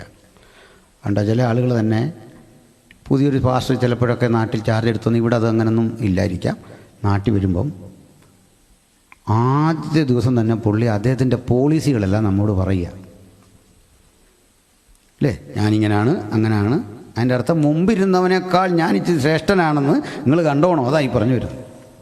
അത് അദ്ദേഹത്തിൻ്റെ മാത്രം കുറ്റമല്ല. എല്ലാ ആളുകളും മറ്റൊരുത്തിനെ ചവിട്ടി സ്വന്തം ഐഡൻറ്റിറ്റി ഇങ്ങനെ ചെയ്യാൻ ശ്രമിക്കും. എക്സാമ്പിൾ, ഇപ്പം നേഴ്സുമാരില്ലേ, നിങ്ങളിങ്ങനെ ട്രിപ്പ് ഇട്ടു, ഇവിടെയൊക്കെ ഉണ്ടോ എന്നറിയില്ല പരിപാടി, ഡോക്ടറാണോ നിങ്ങൾ തന്നെയാണോ? അപ്പോൾ ഇത് വൾജ് ചെയ്യുകയോ എല്ലാം ചെയ്തു. ഈ വരുന്ന ആൾ ആദ്യം ചോദിക്കുന്നത് ഇതാരാ ഇതിട്ടെ? മേസ്തിരി ആദ്യം ചോദിക്കുന്നറിയോ, ആരായി തറ കെട്ടിയത്? എൻ്റെ അർത്ഥം ഇവൻ ഭിത്തി കെട്ടിയാൽ എന്തെങ്കിലും കുഴപ്പം വന്നാൽ ആരാ ഉത്തരവാദി? തറ കെട്ടിയവൻ. ഭിത്തി കെട്ടിയവൻ ചോദിക്കുന്നതെന്ന് അറിയണ്ടേ? ഭിത്തിയെല്ലാം കെട്ടിക്കഴിഞ്ഞ് തേക്കാൻ വരുന്ന ചോദിക്കുന്നത് ഇതാരാ ഈ ഭിത്തി കെട്ടി? ഇവൻ ഇതുവല്ല അറിയേണ്ട കാര്യമുണ്ടോ? അവൻ തേച്ചു പോയാൽ പോരെ. പിടിയോ? പാട്ട് പാടുന്ന വഴിക്ക് ഉദ്ദേശിക്കുന്ന വ്യക്തി പെർഫോമൻസ് ഇല്ലേ, ഇവിടെ ഇരിക്കുന്ന ആളിങ്ങനെ ഇവരെ ഇങ്ങനെ കാണിക്കുക, ഇങ്ങനെ ചെയ്തോളാം. എൻ്റെ അർത്ഥം എൻ്റെ കുഴപ്പമല്ല, മൈക്കാരൻ്റെ കുഴപ്പമാണ്. ഒരാളെ വെട്ടിയാണ് മറ്റൊരാൾ നിൽക്കുന്നത്. ഞങ്ങൾ ചോദിക്കും ഇന്നലെ ആരാ പ്രസംഗിച്ചേ? അത് ഇന്നാരാ. മുമ്പ് ഇവിടെ ആരാ ഇരുന്നേ? അത് ഇന്ന ആളാ. വേറൊന്നും പറയത്തില്ല, പക്ഷെ പറയാതൊരു പറച്ചില്ല അതിനകത്തൂടെ, അല്ലേ? അപ്പം ചുരുക്കി പറഞ്ഞാൽ മുമ്പിരുന്നവനെ വെട്ടി വെട്ടി വെട്ടി സ്ഥാപിക്കലാണ് നമ്മുടെ സമൂഹത്തിലെല്ലാം നിൽക്കുന്നല്ലേ. അപ്പോൾ കർത്താവ് ശിഷ്യന്മാരെ ഇങ്ങനെ പഠിപ്പിച്ചോട്ടെ, അസമയത്ത് പിരിയുന്ന പോലെ ഒരു ദിവസം പറയുക, ഞാൻ നിങ്ങളെ വെട്ടി പിരിയുക. പ്രസംഗം കൊണ്ട് പറഞ്ഞു തിരിയും. പത്രോസ് ഇങ്ങോട്ട് വന്നിട്ട് പ്രസംഗം പറഞ്ഞ കർത്താവിനെ വിളിച്ചു, ഇങ്ങോട്ട് വരാൻ പറഞ്ഞു. ഇത്ര നാൾ ശിഷ്യന്മാരെ ഗുരു ഇങ്ങനെ വിളിക്കുന്ന ഈ വിളി കണ്ട് കർത്താവ് അങ്ങ് ചെന്നുപോയി. പുറത്തിറങ്ങിയിട്ട് പറഞ്ഞു, നിനക്കങ്ങനെ സംഭവിക്കരുത്, ഞാൻ സമ്മതിക്കുകയില്ല, നീ ഇപ്പോൾ പോയാൽ ശരിയാകത്തില്ലെന്ന് പറഞ്ഞു. കണ്ടോ, അവൻ്റെ വെളിവ് കണ്ടില്ല. എന്നാ ഗുരുവിനോട് പറയാം ഞാനൊന്നും പറ്റിയില്ലെന്ന്, ഗുരുവിനോട് പറയാം ഇവിടെ നടക്കുകയില്ലെന്ന്. സ്തോത്രം. അവസാനം കർത്താവ് പറഞ്ഞു, എൻ്റെ നാഴിക വന്നല്ലേ. നാഴിക വന്നു. ഇപ്പോൾ ഒന്ന് മനസ്സിലായോ? അവരുടെ കുഴപ്പമില്ല, ശിഷ്യന്മാരുടെ കുഴപ്പമില്ല. യേശു പിരിയുമ്പോൾ അവർക്ക് ഒത്തുകൂടാനൊരു സ്ഥലമില്ല. അവർക്ക് സ്വന്തം ലെറ്റർ ഹെഡും ഹെഡ് ക്വാർട്ടറും സീലും രജിസ്ട്രേഷനും ഒരു നടപടിക്രമവും ഇല്ല. പോയി കഴിഞ്ഞാൽ യേശുവിനെ റീപ്ലേസ് ചെയ്യാൻ പറ്റിയ ഒരാളും ഇല്ല. ഒരു ഡിസോർഡർ കമ്മ്യൂണിറ്റി, ഒരറിവും പ്രാപ്തിയില്ലാത്ത ആളുകൾ. ഇനി ട്രഷാറുടെ കാര്യം എടുത്താൽ അതും വലിയ കഷ്ടം. ആരാ? യൂദ. അതും വലിയ കഷ്ടം. ഇങ്ങനൊരു സ്ഥാപനത്തെ അനാഥമാക്കി ഇട്ടിട്ട് പോകുന്ന പോലെ അവർക്ക് തോന്നി. ഇത് അവർക്ക് മാത്രമല്ല, ജൂതന്മാർക്കും തോന്നി. ക്രൂശിക്കുന്നതോടെ തീർന്നു. പക്ഷെ കർത്താവ് ഒരു കാര്യം പറഞ്ഞു, ഞാൻ പോയ ശേഷം a master teacher will come. അപ്പം ഇന്ന് നമ്മൾ കർത്താവ് ഇല്ലെന്നുള്ള ചിന്തയിലല്ല ഇരിക്കേണ്ടത്, റീപ്ലേസ് ചെയ്തിട്ടുണ്ട് ഒരാൾ. വളരെ കർശനമുള്ള വെൽ ഡിസിപ്ലിൻഡ് ആയിട്ടുള്ള ഒരു മാസ്റ്റർ നമ്മുടെ മധ്യത്തിലുള്ളത് കൊണ്ടാണ് 2000 ആണ്ടായി ഈ തിരുസഭ ഇങ്ങനെ നിൽക്കാൻ കാരണം എന്താ? ആ വഴിതെറ്റി പോകുമ്പോഴൊക്കെ നമ്മെ നേരെ നിർത്താൻ കഴിയുന്ന കൃത്യനിഷ്ഠയുള്ള ഒരു മാസ്റ്റർ ഉണ്ട് നമുക്ക്. അദൃശ്യനാണ് അവൻ. എല്ലായിടത്തും ഒരുപോലെ പ്രവർത്തിക്കാൻ കഴിയുന്ന ആ ദൈവത്തിൻ്റെ പരിശുദ്ധാത്മ സാന്നിധ്യത്തിലാണ് നമ്മൾ ഇന്ന് കേൾക്കുന്ന വചനം. അങ്ങനെ കർത്താവ് ഈ മരിക്കുന്നതിൻ്റെ ചില ആഴ്ചകൾക്കപ്പുറത്ത് ജെറുസലേമിലേക്ക് ഒന്ന് ചെന്നു. ജെറുസലേമിൽ ചെന്ന് ഇപ്പം ജെറുസലേമിനെ കുറിച്ച് കൂടെ ഒന്ന് മനസ്സിലാക്കണം. ജെറുസലേം എന്ന് പറയുന്നത് 5 മലകളാണ്. 5 മല. അത് ഈ മൊട്ടക്കുന്നുകളാണ്. ചെറിയ ചെറിയ മലയാണ്. അങ്ങനെ പണ്ടങ്ങനല്ലായിരുന്നു. ഈ മണ്ണ് വീണും ഇത് ഉയർന്നുയർന്നുയർന്ന് അങ്ങനെയാണ്. ഇന്ന് നമ്മൾ എന്നാൽ 5 മലയൊന്നും കാണത്തില്ല, 4 എണ്ണം കാണാം.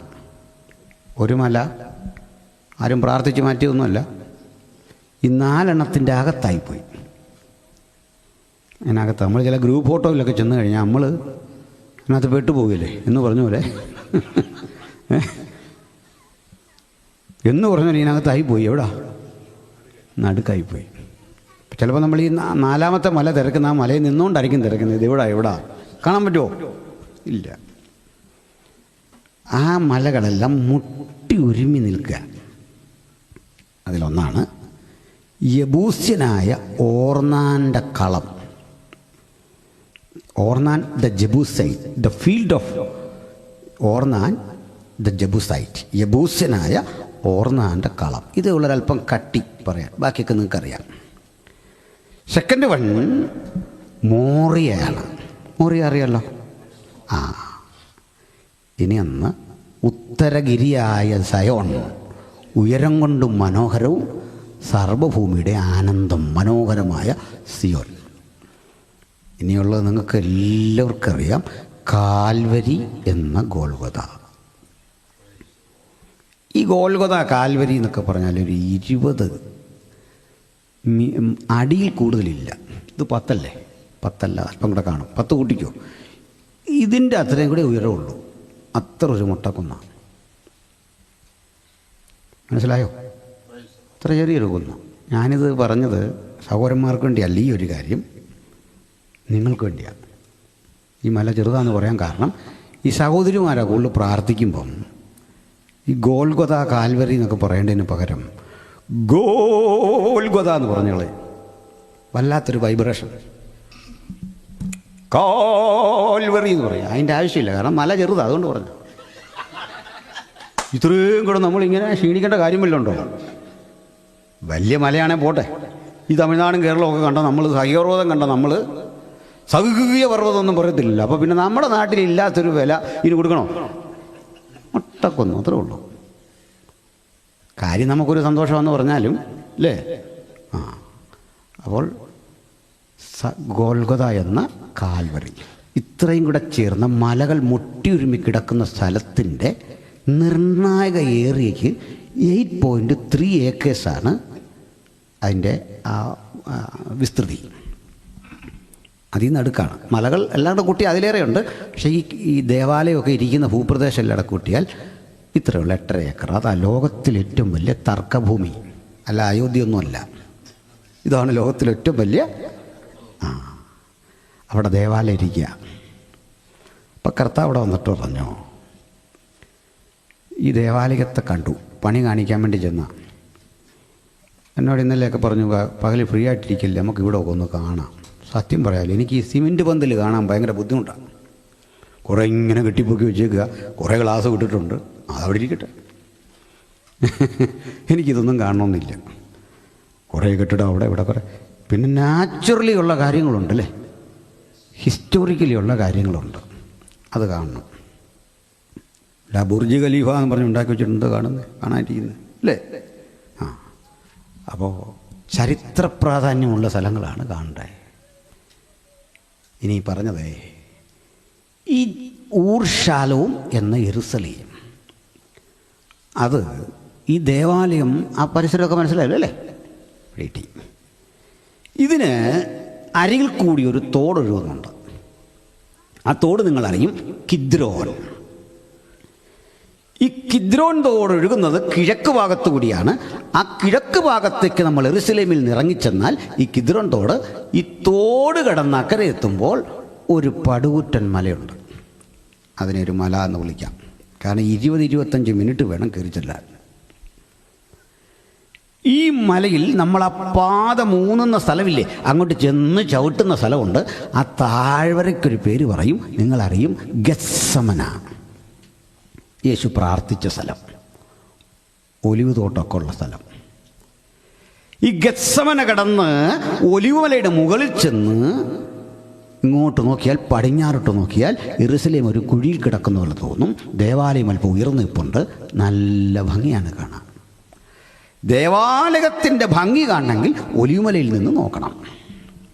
ഇത്രയും പറഞ്ഞുകൊണ്ട് ഒലിവുമലയുടെ അങ്ങേ ചെരുവും കൂടെ പറഞ്ഞ് അവിടെ വിട്ടേക്കാം. അതാണ് നമ്മളറിയുന്ന ലാസർ പാർത്ത ബെഥാന്യ. നമ്മളെ വായിക്കണല്ലോ, യെരുസലേമിൽ നിന്ന് 1 നാഴിക ദൂരത്തെന്നൊക്കെ പറയല്ലോ. ബേത്ഭാഗ എന്നൊക്കെ പറയുന്ന സ്ഥലം. അവിടെയാണ് ലോകത്ത് കടുക് മരങ്ങളുള്ള, മസ്റ്റാർഡ് സീഡ്സ്, കടുക് ഇല്ലേ, ആ മരങ്ങളുള്ള ഒരേ ഒരു സ്ഥലം. ബാക്കി നമ്മുടെ നാട്ടിലൊക്കെ ഉള്ളത് ചെടിയാണ്. കടുക് മരം ഇപ്പോഴും അവിടെ ഉണ്ട്. നിരീശ്വരന്മാർ ഇതൊക്കെ വായിച്ചിട്ട് ചുമ്മാ കിടന്ന് ചിരിക്കുക. കടുക് മരം എന്തുകൊടുവോ എവിടെ എഴുതി വെച്ചിരിക്കുന്നതൊക്കെ ചോദിച്ചു. ഇവനറിയാത്തത് നമ്മുടെ കുഴപ്പമാണോ? ഇപ്പോഴും ചെന്നാൽ അവിടെ ഉണ്ട് കടുക്. അല്പം കൂടെ ബ്രൗണിഷാണ്. നമ്മുടെ കടുകിനേക്കാൾ ക്വാളിറ്റിയും കൂടുതലാണ്, വിലയും കൂടുതലാണ്. ഇവനെയൊക്കെ അവിടെ കൊണ്ടുപോയി കുറേ അങ്ങ് മേടിപ്പിക്കണം. എന്നിട്ട് പൈസ നീ കൊടുത്തോളാൻ പറയണം. അതാ ചെയ്യണ്ടേ. കടുക് എന്താണെന്നൊക്കെ പോയി കണ്ടിട്ട് വരട്ടല്ലേ. അപ്പോൾ ഇത്രയും പറഞ്ഞത്, യേശു ശിഷ്യന്മാരുമായി ഈ ഈ തോട് കടന്ന് മുകളിൽ ചെന്നു. ദേവാലയത്തിൻ്റെ പണി കണ്ടിട്ട് ശിഷ്യന്മാർ പറഞ്ഞു, കൊള നന്നായിരിക്കുന്നു. അപ്പോൾ യേശു എന്താ അവരോട് പറഞ്ഞേ, ഈ ദേവാലയം കല്ലിന്മേൽ കല്ല് ശേഷിക്കാതെ തകർന്നു പോകുന്ന ഒരു കാലം വരും. സത്യത്തിൽ ഇത് നല്ലതാണെന്ന് പറഞ്ഞാൽ പോരെ. ഇപ്പോൾ നമ്മൾ മുമ്പ് പറഞ്ഞാൽ ബുർജ് ഖലീഫയുടെയോ ഒക്കെ ഒരു ഫോട്ടോ ഇട്ടു, അത് പൊളിഞ്ഞു പോകും, താഴെ കമൻ്റ് എഴുതണോ? ഒരു ലൈക്ക് അടിച്ച് വിടാനുള്ള കേസേ ഉള്ളൂ. കൊള്ളാം. അല്ലെങ്കിൽ എന്തെങ്കിലും അല്ലേ, ആ ഒരു കാര്യം പറഞ്ഞാൽ മതി. അതിന് പോയി നെഗറ്റീവ് ഒരു കമൻ്റ് ഇടേണ്ട കാര്യം വല്ലതും ഉണ്ടോ? ഇല്ല. അപ്പോൾ എനിക്കെതിരെ ഈ നെഗറ്റീവ് കമൻ്റൊക്കെ വരുമ്പോൾ ഞാൻ മൈൻഡ് ചെയ്യത്തേയില്ല. മൈൻഡ് ചെയ്യാത്തതിൻ്റെ കാര്യം ഇവനറിയത്തില്ല. ഇവൻ ആ ഒരു കമൻ്റ് ഇടുമ്പോൾ എനിക്ക് ചില്ലറ പോക്കറ്റിലോട്ട് വീഴുന്നുണ്ടെന്നുള്ളവർ അവനറിയത്തില്ല. ഇവൻ ഇത്ര നെറ്റ് ഉപയോഗിക്കുക. അതൊക്കെ കറങ്ങിത്തിരിഞ്ഞ് ഇവൻ എത്ര ചീത്ത എഴുതിയാലും ഇവനറിയില്ല അവൻ എനിക്ക് ചെയ്യുന്ന സേവനം അത്ര വലുതാണ്. അതിൻ്റെ താഴെ ഒരു 5-6 മറുപടി, അതിൻ്റെ താഴെ പിന്നെയും മറുപടി ഇങ്ങനെ കിടക്കുക. യൂട്യൂബിലൊക്കെ വന്നിട്ട് ഓരോന്ന് എഴുതിയിടും. ഇനി ഇത്രാമത്തെ മിനിറ്റിൽ നിങ്ങൾ എന്താ പറഞ്ഞിരിക്കുന്നത്? മറ്റവനെ വേറൊരുത്തൻ അവിടുന്ന് വന്നിട്ട് നീ അതൊന്നുകൂടെ നോക്കടാ, അവനാ നമ്മുടെ കക്ഷി. നിൻ്റെ വലിയവൻ കണ്ടം വഴി ഓടിയടാ. നമ്മളിതൊന്നും കണ്ട ഭാവേ നടിക്കരുത്, അതാ വഴി പോക്കോട്ടെ. സ്തോത്രം. ഞാൻ ദുബൈയിൽ ആദ്യം വരുമ്പോൾ എന്നെ ഒരച്ഛൻ കൊണ്ടൊരു മുറി പാർപ്പിച്ചു. നമ്മുടെ ഷിബൂറദറിൻ്റെ വീടൊക്കെ നല്ല സൂപ്പറാണ്. എന്നാൽ ഞങ്ങൾക്ക് 2 പേർക്കൂടെ കഷ്ടിച്ച് ജീവിക്കാനുള്ള ഇതേ ഉള്ളൂ. പുള്ള വീട്ടിൽ ഞാൻ നാട്ടിൽ നിന്ന് താമസിച്ചുകൊണ്ടിരുന്നത്. വലിയ വീടാണ് നാട്ടിൽ. അപ്പോൾ എന്നോട് ചോദിച്ചു, വീട് ഒന്നും ആയില്ലല്ലോ പാസ്റ്റർ. ഞാൻ പറഞ്ഞു, എനിക്ക് വീട് താല്പര്യമില്ല. കാരണം എന്താണെന്ന് ചോദിച്ചാൽ പറഞ്ഞു, അത് സഹോദരനെ പോലൊരാളെ ഈ നാട്ടിൽ വിട്ട് ഇങ്ങനെ ഞെരുങ്ങിക്കഴിയാൻ ഉള്ള അവസരം തന്നിട്ട് താങ്കളുണ്ടാക്കിയ വീട്ടിൽ ഞാൻ അതേ അന്തസ്സായിട്ട് അവിടെ കഴിയുക. മനസ്സിലായോ നിങ്ങൾക്ക്? ഇല്ല. കുറേ ദൂതന്മാർ ഇങ്ങനെ നടക്കാൻ പോയി. പല സ്ഥലം കണ്ട് നമ്മുടെ നാടൊക്കെ വന്ന് കണ്ടിട്ട് അതങ്ങ് ഇഷ്ടപ്പെട്ടു ദൂതന്മാർക്ക് അതെല്ലാം ഇഷ്ടപ്പെട്ടു. മൂത്ത ദൂതനൊക്കെ ചെറിയ ദൂതന്മാർ പറഞ്ഞൊരു കഥയാണ്. ഇതെല്ലാം ഇട്ടിട്ട് ഇവർ ഈ സൗദി പോയി ജീവിക്കേണ്ട കാര്യമുണ്ടോ? ഇത്രയും സ്ഥലമുണ്ടല്ലോ. അന്ന് വലിയ ദൂതൻ പറഞ്ഞു കൊടുത്തു, കുഞ്ഞെ ഇവന്മാർക്ക് എന്തോ കൊടുത്താലും ഇവരവിടെ നിൽക്കുകയില്ല. നമ്മുടെ നാട്ടിൽ ഇതൊക്കെ ചെയ്യാമെന്നാണ് പറഞ്ഞു വരുന്നത്. ഇനിയുള്ള തലമുറയ്ക്ക് ഇവർ കണ്ടോ നമ്മൾ ഓടിക്കാൻ ശ്രമിക്കുന്നുണ്ടോ അല്ലേ, 2030 ആകുമ്പോഴേക്കല്ലേ. അപ്പോൾ അവിടെ നിൽക്കാനുള്ള പണി നോക്കിക്കോണം. അടുത്ത പ്രോജക്റ്റിലേക്ക് കിടന്നോണം, ചിന്തകൾ അങ്ങോട്ട് പോക്കോണം അല്ലേ. അപ്പോഴേ ദേവാലയം നല്ലതാ എന്നാ പറയേണ്ടത്. പക്ഷേ യേശു പറഞ്ഞോ? ഇല്ല. നല്ലതെന്ന് പറയണ്ടേ? എന്താ പറയാഞ്ഞേ? കാരണമുണ്ട്. കഴിഞ്ഞൊരു ദിവസം ഞാൻ പോയ സ്ഥലത്ത് ഒരു ചോദ്യം, കർത്താവിന് പാപം ചെയ്യാൻ സാധിക്കുമായിരുന്നു? കേട്ടുള്ള ചോദ്യം. ഇവിടെ ചോദ്യം വന്നില്ല, എങ്കിലും ഉത്തരം ഇരുന്നോട്ടെ. ഒറ്റ വാക്കിൽ പറയാം, ഇല്ല എന്ന് പറയാൻ കാരണം എന്താണെന്നറിയണ്ടേ? ഈ ട്രാഫിക് വയലേഷൻ പാവമാണ്, തെറ്റാ അല്ലേ? അതിന് ഫൈനുണ്ട്. ട്രാഫിക് വയലേറ്റ് ചെയ്യുന്ന, നിയമം ലംഘിക്കുന്ന നിങ്ങളെ അതേ വഴി വന്ന് ബലം പ്രയോഗിച്ച് പോലീസ് പിടിച്ചാൽ പോലീസിൻ്റെ പേര് കേസ് വരുമോ? കാരണം എന്താ? നിയമം നിയമദാതാവിൻ്റെ മീതെ അല്ല. ബ്രേക്കിംഗ് ലോ ആണ് സിന്ന്. ആ ലോ തന്നവൻ ലോയ്ക്ക് താഴെ അല്ല. ഭൂമിയിലായിരുന്നപ്പോൾ ലോയ്ക്ക് കീഴെ ആയിത്തീർന്നു. അത് സ്വയം ആയിത്തീർന്നതാണ്. മൊത്തത്തിലെടുത്താൽ അവൻ ലോയ്ക്ക് കീഴിലല്ല. മനസ്സിലായോ? ലോയ്ക്ക് കീഴിലല്ല. ഇനി അതൊന്നും കൂടെ ഒന്ന് ഇലാബറേറ്റ് ചെയ്ത് പറയാം മനസ്സിലാകാൻ. അപ്പോൾ ടെംപ്ടേഷൻ യേശുവിന് വന്നു. യേശുവിനെ പരീക്ഷിക്കാൻ പിശാച് ആത്മാവ് മരുഭൂമിയിലേക്ക് നടത്തി. അപ്പോൾ പരീക്ഷകൻ അടുത്ത് വന്നു. അതൊക്കെ എന്താ? അപ്പം ആ ചോദ്യം നമുക്കൊന്ന് നന്നായിട്ട് ഫേസ് ചെയ്യണം. ഒരു ചോദ്യം വരിക. ഇനി നമ്മൾ ഇത്രയും മുതിർന്നവരൊക്കെ ഉണ്ടല്ലോ, ഒരു ചോദ്യം. യേശുവിനൊരു ലൈംഗികമായ ചോദനയോ ഒരു സ്ത്രീ സംബന്ധിയായ പരീക്ഷണമോ ഉണ്ടാകുമോ? ഒറ്റ വാക്കിൽ ഉത്തരം ഇല്ല. എന്താ കാര്യം? പറഞ്ഞുതരാം. ഇവിടെ ഈ രാഹുൽ ഗാന്ധി, ഇവിടെ മുത്തച്ഛൻ മോട്ടിലാൽ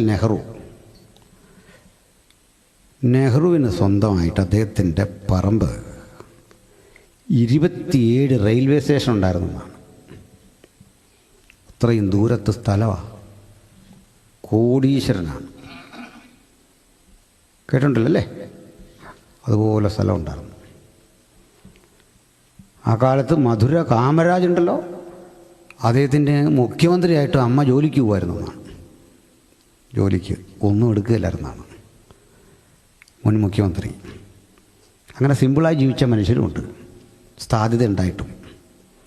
അതുകൊണ്ട് അവരൊക്കെ ആദരിക്കപ്പെടുന്നല്ലേ. അവിടെ നെഹ്റു ഇതുപോലെ സമ്പന്നനാണ്. നെഹ്റുവിൻ്റെ കൊച്ചുമോനാണല്ലോ നമ്മുടെ രാഹുൽ ഗാന്ധി. ഞാൻ രാഹുൽ ഗാന്ധിയെ വിളിച്ചിട്ട് പറയാം, ഞാനൊരു 10 സെൻറ്റ് സ്ഥലം കോട്ടയത്ത് തരാമെന്ന്. ഞാൻ പുള്ളി വരുമോ? കാരണം കോട്ടയത്ത് തരാം. നിങ്ങൾ വിളിക്കുക രാഹുൽ ഗാന്ധിയെ, കൊല്ലം റോഡ് സൈഡിൽ 10 സെൻറ്റ് സ്ഥലം തരാമെന്ന്. ഞാൻ പുള്ളി വരുമോ? ഇല്ല. എന്നാൽ നിങ്ങൾ എന്നെ ഒന്ന് വിളിച്ചു നോക്കിയേ, കൊല്ലത്ത് 10 സെൻറ്റ് സ്ഥലം തരാമെന്ന് പറഞ്ഞു. ധൈര്യം ഉണ്ടെന്ന് വിളിച്ചു നോക്ക്. അതിന് ധൈര്യമുള്ള ആരെങ്കിലും ഉണ്ടെന്ന് കാണിച്ചേ. എന്നെ ഒന്ന് വിളിച്ചു നോക്കിയേ. 10 വേണ്ട. എന്താ കാരണം? നമ്മളാരും ഇതൊന്നും കണ്ടിട്ടില്ലെന്ന്. ഇത് കണ്ട് കിടക്കുന്നവന് ഈ സ്ഥലം വല്ല വിഷയമാണോ? മനസ്സിലായോ നിങ്ങൾക്ക്? ഒറ്റ വാക്കി പറഞ്ഞാൽ, സ്വർഗീയ മഹിമ വെടിഞ്ഞ് താണലോകത്തിലേക്ക് വന്നവനെ എന്ത് കാട്ടി പരീക്ഷിക്കാൻ? ഇതാരാണെന്നോർത്താ പരീക്ഷ? ഈ പരീക്ഷയുടെ അർത്ഥം എന്താ? ഇതൊക്കെ കണ്ട യേശുവിന് എന്താ പ്രലോഭനം? യേശുവിൻ്റെ ആ ബോധത്തെ, യേശുവിൻ്റെ അസ്തിത്വത്തെ അട്ടിമറിക്കാൻ പറ്റുന്ന ഏത് സുന്ദരിയാണ് ലോകത്തുള്ളേ? ഏറ്റവും സുന്ദരി വരട്ടെ, അവൾ മോശപ്പെട്ട സ്വഭാവമാകട്ടെ, അവൻ ആ മാറോട് ചേർത്ത് പിടിച്ച് വാത്സല്യത്തോടെ അണയ്ക്കും അല്ലേ? അവൾക്ക് ജീവിതത്തിലാദ്യ പിതൃസഹജമായ ജ്യേഷ്ഠസ്ഥാനീയം കൊടുത്ത, പിതാവ് കൊടുത്ത സ്നേഹത്തിൻ്റെ ആഴം ആ പെണ്ണ് തിരിച്ചറിയും. ജീവിതത്തിലാദ്യം അവൾക്ക് പാപബോധം വരും, അവൾക്ക് കുറ്റബോധം വരും, അവൾ ഒരു പുതുസിറ്റിയായി തീരും. അങ്ങനെ ഒരുവനെ ലോകത്തുള്ളൂ, അത് നമ്മുടെ കർത്താവാ. സ്തോത്രം. അപ്പോൾ നമുക്ക് ചോദിക്കും, പിന്നെ ഈ പരീക്ഷ പറയാം. ഈ പരീക്ഷ ഇട്ടവനത് വലിയൊരു വിഷയമായിരുന്നു. പരീക്ഷ എഴുതിയ കൊച്ചിനതൊരു വിഷയമൊന്നുമല്ല. മനസ്സിലായില്ലേ? നമ്മൾ ഇട്ട പരീക്ഷ ഗംഭീരമായിരുന്നു. ചോദ്യം കൊടുത്തവനെ ഇല്ല, ഉത്തരം അത്രയായിരുന്നോ? അല്ല. നമ്മുടെ ന്യൂട്ടൺ ഉണ്ടല്ലോ, ഐസക് ന്യൂട്ടൺ വലിയൊരു മാത്തമാറ്റീഷ്യനൊക്കെ ആയിരുന്നു അല്ലേ? ന്യൂട്ടൺ രക്ഷിക്കപ്പെട്ട ആളാന്നുള്ള അറിയാലേ? സ്നാനപ്പെട്ട ആളാന്നുള്ള അറിയാലേ? രക്ഷിക്കപ്പെട്ട് സ്നാനപ്പെട്ട് യേശുവിൻ്റെ പുനരാഗമനം കാത്തിരുന്നു എന്ന് മാത്രമല്ല, ബൈബിളിലെ വെളിപ്പാട് പുസ്തകത്തിന് അദ്ദേഹം പഠനം നടത്തുകയും, എൻ്റെ കയ്യിലുണ്ട് ആ പുസ്തകം, അപ്പോക്കലിപ്സിസ്, അങ്ങനെയാണ് ആ പുസ്തകത്തിൻ്റെ പേര്. അങ്ങനെയുള്ള ആളാണ്. ശാസ്ത്രം പഠിച്ചതിലും അധിക സമയം ബൈബിൾ പഠിച്ച മനുഷ്യനാണ് സർ ഐസക് ന്യൂട്ടൺ. ഒത്തിരി കൃതികളുണ്ട് ബൈബിൾ സംബന്ധമായിട്ട്. ഈ ന്യൂട്ടനെ കുരുക്കാൻ ഒരു മാത്തമാറ്റീഷ്യൻ ഒരു പ്രോബ്ലം ആർക്കും പെട്ടെന്ന് ചെയ്യാൻ പറ്റാത്തൊരെണ്ണം ഇങ്ങനെ തയ്യാറാക്കിയേക്കാം. ഇത് പുള്ളിക്ക് കൊടുത്തിട്ട് പറഞ്ഞു, 1 മാസം നമുക്ക് തരുന്നു, ഇതിനകം ഈ കുരുക്കഴിച്ച് ഇതിൻ്റെ ഉത്തരം തരുമെങ്കിൽ നിങ്ങളൊരു മഹാനാന്നൊക്കെ ഞാൻ സമ്മതിക്കാം എന്ന് വെല്ലുവിളിച്ചു. ന്യൂട്ടൻ ഇത് വാങ്ങിക്കൊണ്ട് വന്നു. വന്നിട്ട് 3 മിനിറ്റ് കൊണ്ട് ഇതെല്ലാം ഉത്തരം എഴുതി റെഡിയാക്കിയിട്ട് ഡ്രൈവറെ വിളിച്ചിട്ട് പറഞ്ഞു, ഇതുകൊണ്ട് പുള്ളിക്ക് കൊടുത്തേക്കണം, താഴെ നിൻ്റെ പേരെഴുതി ഒപ്പിട്ടേക്കാൻ പറഞ്ഞു. ഡ്രൈവറുടെ ഇയാൾ പെട്ടെന്ന് ഇതും കൊണ്ട് ചെന്ന് കഴിഞ്ഞപ്പോൾ ഇദ്ദേഹം ചോദിച്ചു, നീ ഇവിടെ എന്താ പെട്ടെന്ന് വന്നേ? അന്നേരം പറഞ്ഞു, സാർ ഞാൻ പോകുന്ന വഴിക്കൊന്ന് വായിച്ചു നോക്കി, ന്യൂട്ടൻ്റെ അടുത്ത് വരെ പോയില്ല, അതിന് മുമ്പ് ഇത് ഞാൻ ഇതങ്ങ് ചെയ്തു.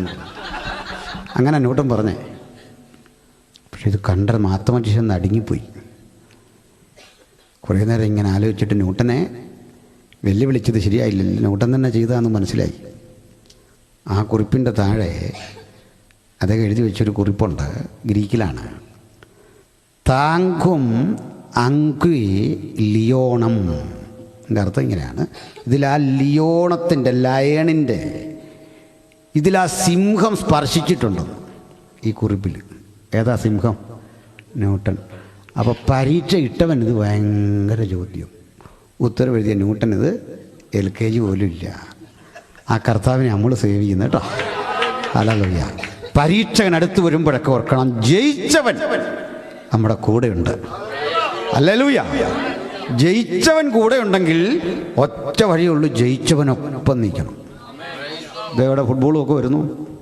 ഫുട്ബോൾ വരുമ്പോഴേക്ക് നമ്മുടെ ടീം തോക്കുന്നു, നമുക്ക് മാനസികമായിട്ട് ദുഃഖം വന്നാൽ അന്നേരം കൂറുമാറിയാൽ മതി, നമ്മളങ്ങ് ജയിച്ചു. സംഗതി മോശമെന്ന് കണ്ടാൽ നമ്മൾ നേരെ മെസ്സിയെ വിട്ടേക്കണം. അല്ലെങ്കിൽ ആരാ കിട്ടുന്നവൻ്റെ കൂടെ കൂടിക്കഴിഞ്ഞാൽ, ജയിച്ചവൻ്റെ കൂടെ നിന്നാൽ നമുക്കൊരു സംതൃപ്തി. ഇങ്ങനെയാ കർത്താവ് ജയിച്ചതെന്ന്. തോറ്റുകിടന്ന നമ്മെ കർത്താവ് ജയിച്ച് കാണിച്ചപ്പോൾ നാം ആ നിരക്കൊപ്പം നിൽക്കുകയാണ്. ഹല്ലേലൂയ. ഇവിടെ നിന്ന് യേശു പറഞ്ഞു, ഈ ദേവാലയം തകരും. ശിഷ്യൻ്റെ ചോദ്യം, അത് എപ്പോൾ സംഭവിക്കും? അങ്ങയുടെ വരവിനും നമ്മുടെ ബൈബിളിലെല്ലാം ലോകാവസാനം, തമിഴിൽ എങ്ങനെയാണെന്ന് അറിയില്ല, നോക്കിയാൽ മതി. ശരിക്കും പറയേണ്ട യുഗാവസാനം, ദ എൻഡ് ഓഫ് ഡിസ്പെൻസേഷൻ, അയോണ എന്ന് ഗ്രീക്കിൽ. എന്താണ് നിന്റെ വരവിനും യുഗാവസാനത്തിനും അടയാളം? ഇത്രയും ചോദിച്ചതേ ഉള്ളൂ. ഒരു നീണ്ട പ്രസംഗം. ആ പ്രസംഗം Matthew chapter 24, Mark chapter 13 and Luke chapter 21. 3 അധ്യായങ്ങൾ ഇതിനെപ്പറ്റി മാത്രമുള്ളതാണ്. യേശു ഈ ചോദ്യത്തിന് കൊടുക്കുന്ന ഉത്തരവാണ്. അതിങ്ങനെ നീണ്ട ഒരു പ്രസംഗമാണ്, രസകരമായൊരു പ്രസംഗമാണ്. എന്നിട്ട് പറഞ്ഞു, അന്ന് യഹൂദയിലുള്ളവർ മലമുകളിലേക്ക് ഓടിപ്പോകട്ടെ, ആ നാളും നാഴികയും ചുരുങ്ങാതിരുന്നാൽ ഒരു ജാതിയും രക്ഷിക്കപ്പെടില്ല. എന്നാൽ എൻ്റെ ശ്രേഷ്ഠന്മാർ, വിശുദ്ധന്മാർ നിമിത്തം ആ ദിവസങ്ങൾ ചുരുക്കമാകും. അങ്ങനെ ഒരു കാലഘട്ടം വരുന്നു, ദേവാലയം തകരും. ഗർഭവതികൾക്കും മുലയൂട്ടുന്നവർക്കുമൊക്കെ അയ്യോ കഷ്ടം. യേശുവിൻ്റെ തീവ്രതയാർന്ന പ്രവചനം. ഈ പ്രവചനം കഴിഞ്ഞ് ഏതാണ്ട് ഒരാഴ്ച കഴിഞ്ഞ് യേശു അറസ്റ്റ് ചെയ്യപ്പെട്ടു, മരിച്ചു, അടക്കപ്പെട്ടു, ഉയർത്തെഴുന്നേറ്റു. ഇവിടുന്ന് ഏകദേശം 40 ആണ്ട് കഴിയുമ്പോൾ ഈ രാജ്യം 40 ആണ്ട് കഴിഞ്ഞ്, അന്ന് ലോകം ഭരിക്കുന്ന റോമക്കാരാ. നമ്മൾ ബ്രിട്ടീഷ് ഇന്ത്യ കഴിഞ്ഞ പോലെ ഇസ്രയേൽ റോമിന് കീഴിലാണ്. ലോകം ഭരിക്കുന്ന റോമൻ രാജാവിൻ്റെ, ചക്രവർത്തിയുടെ സേനാനായകനുണ്ടായിരുന്നു. അയാളുടെ പേര് ടൈറ്റസ് എന്നായിരുന്നു. മൊത്തം പേര് ടൈറ്റസ് കൈസർ. ഈ ടൈറ്റസ് കൈസർ എന്ന് പേര് വരാൻ കാരണം, ഞാൻ നേരത്തെ പറഞ്ഞു, ടൈറ്റസ് കൈസർ എന്ന് പേര് വരാൻ കാരണം എന്ന് ഒരുത്തം പറയാം, എനിക്കറിയാം. എന്താണെന്ന് വെച്ചാൽ പറയാം, പട്ടിയുടെ പേരാ.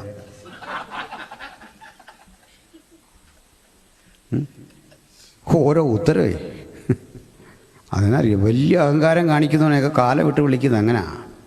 ടിപ്പു സുൽത്താൻ ഒരുത്തരുണ്ടായിരുന്നു, ഇപ്പോൾ വിളിക്കുന്ന ആരെയാ? ടിപ്പു ഇവിടെ വാടാന്ന് വിളിക്കുന്ന ആരെയാ? കണ്ടോ, ഒത്തിരി അഹങ്കരിക്കാൻ പോകരുത് നമ്മളതാ ഞാൻ പഠിച്ചൊരു പാഠം.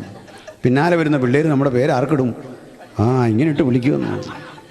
കൈസർ യേശുവിനെ ക്രൂശിച്ചതാ, ഇപ്പോൾ പേരിട്ടേക്കുന്ന പട്ടിക്ക് എടുത്തോടാന്ന്. കൈസറേ ഇവിടെ വരാൻ, അല്ലേ? കൈസർ ഒരു സ്ഥാനപ്പേരാണ്. ഇതുപോലെ ഉണ്ട് ടിപ്പു സുൽത്താൻ്റെ ഒക്കെ പേരാ പട്ടിക്കിടുന്നത്. പോട്ടെ. അപ്പോഴേ ഈ കൈസർ പിന്നെ ചക്രവർത്തി ആകുന്നുണ്ട്.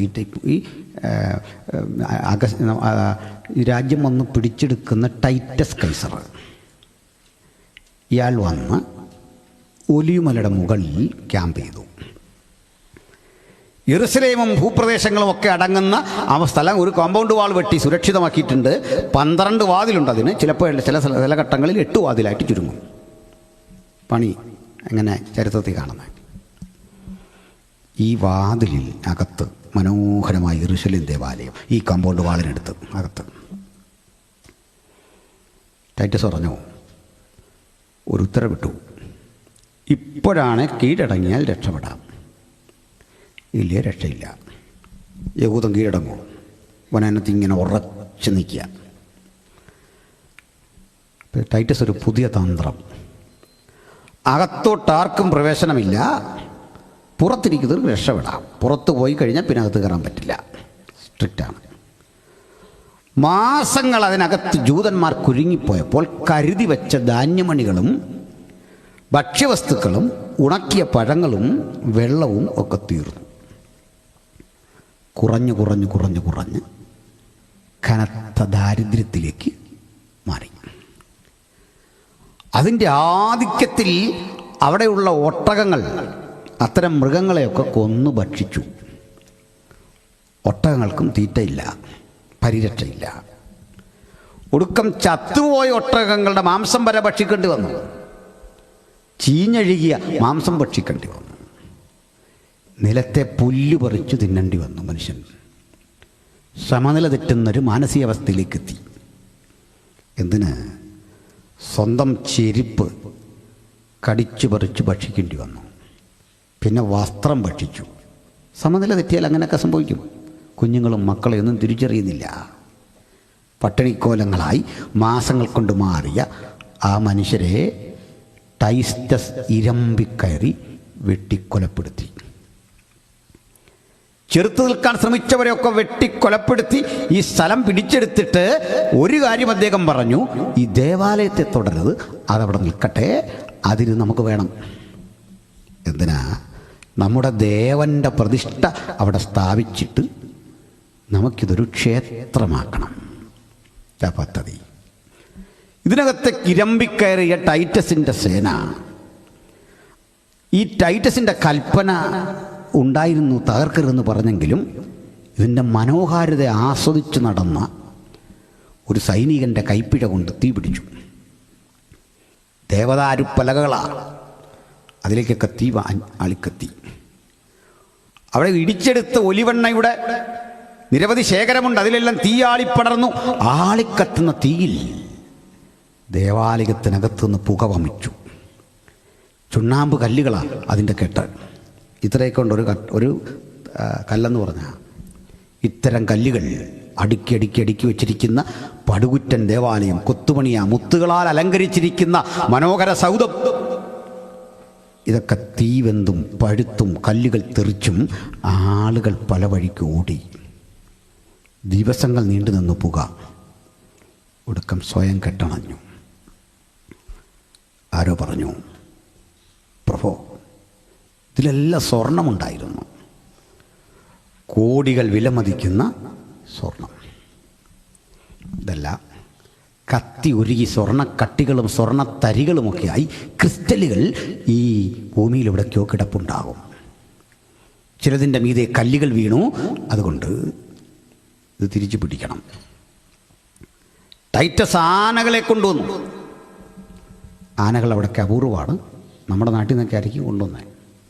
മാസങ്ങളെടുക്കും.